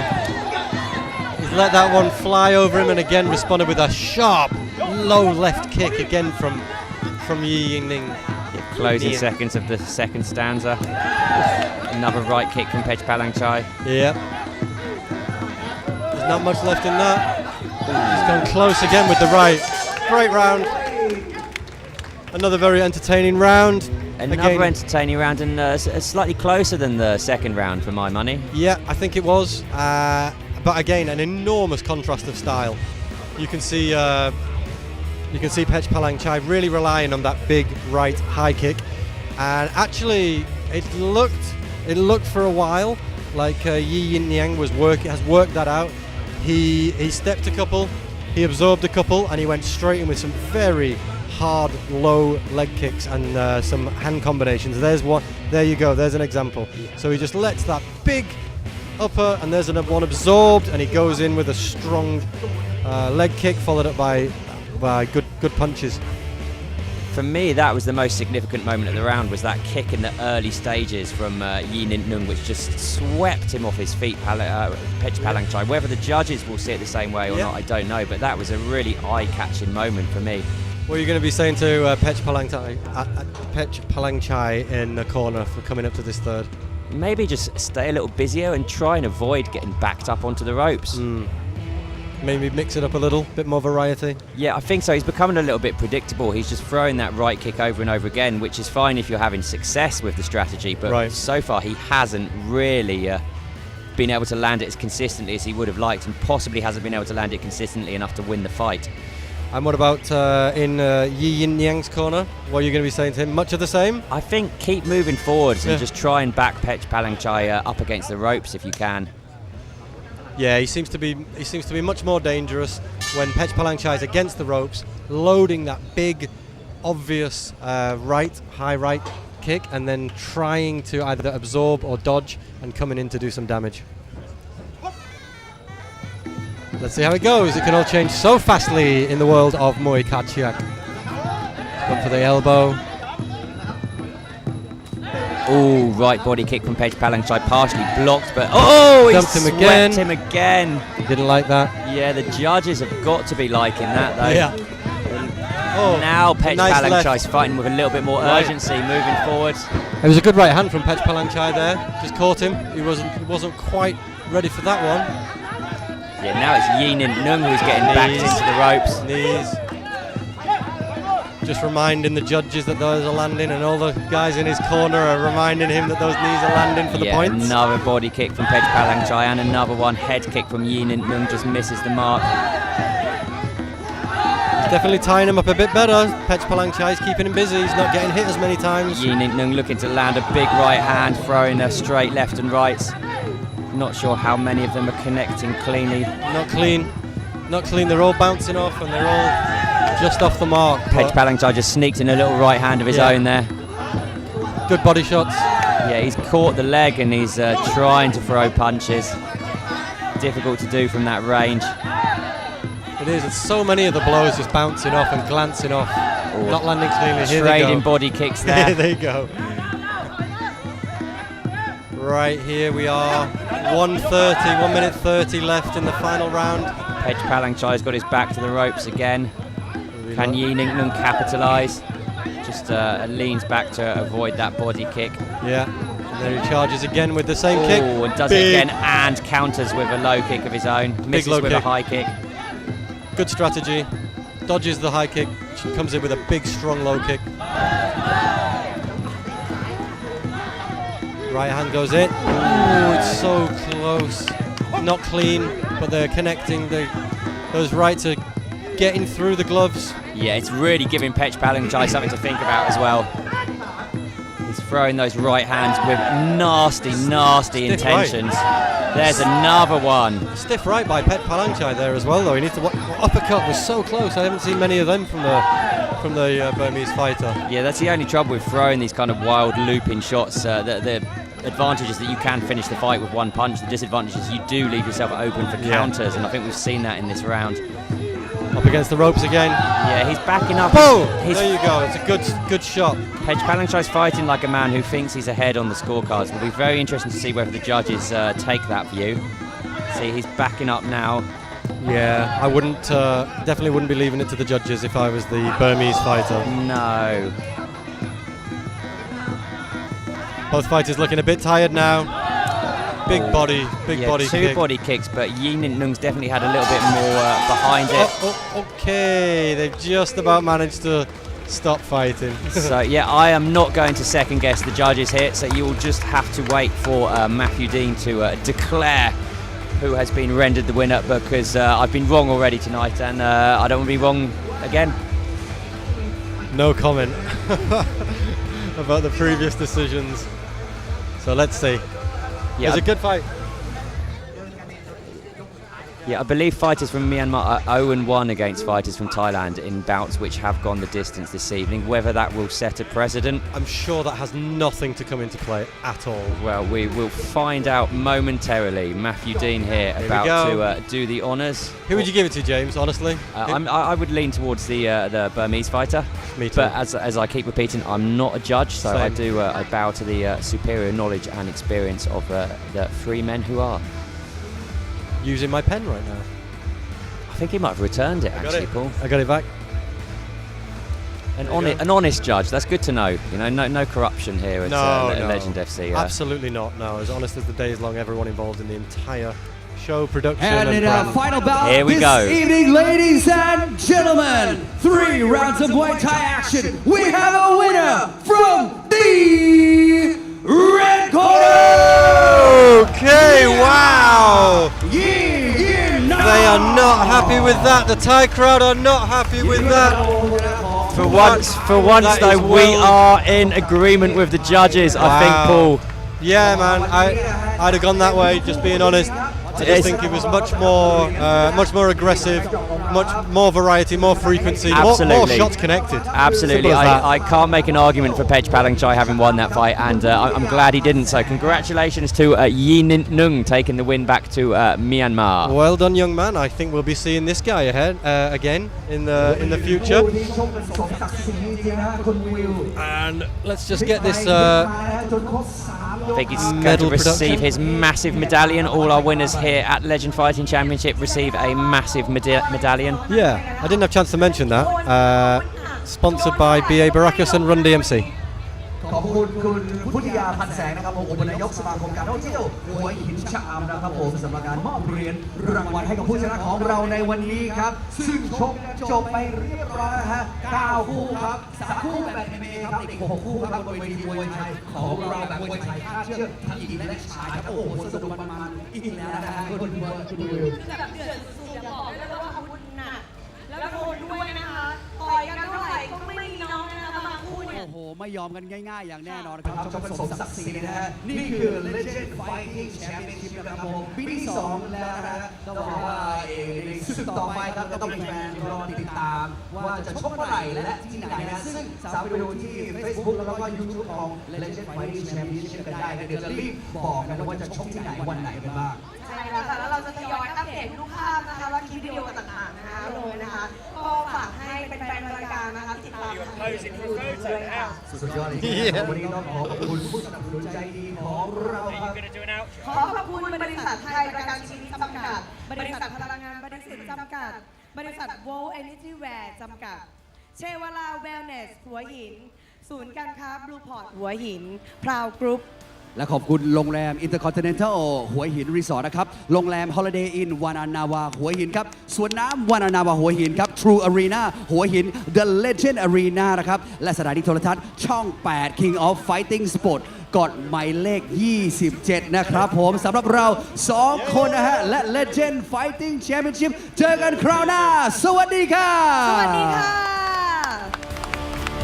Okay, guys, thank you very much. See you next time. Bye bye. Thank you, Matty Dean, and thank you, the beautiful Kunviu Yawapa Buranlachai. And just to wrap this up, thank you very much to James today, calling these fights with me. How did you enjoy that?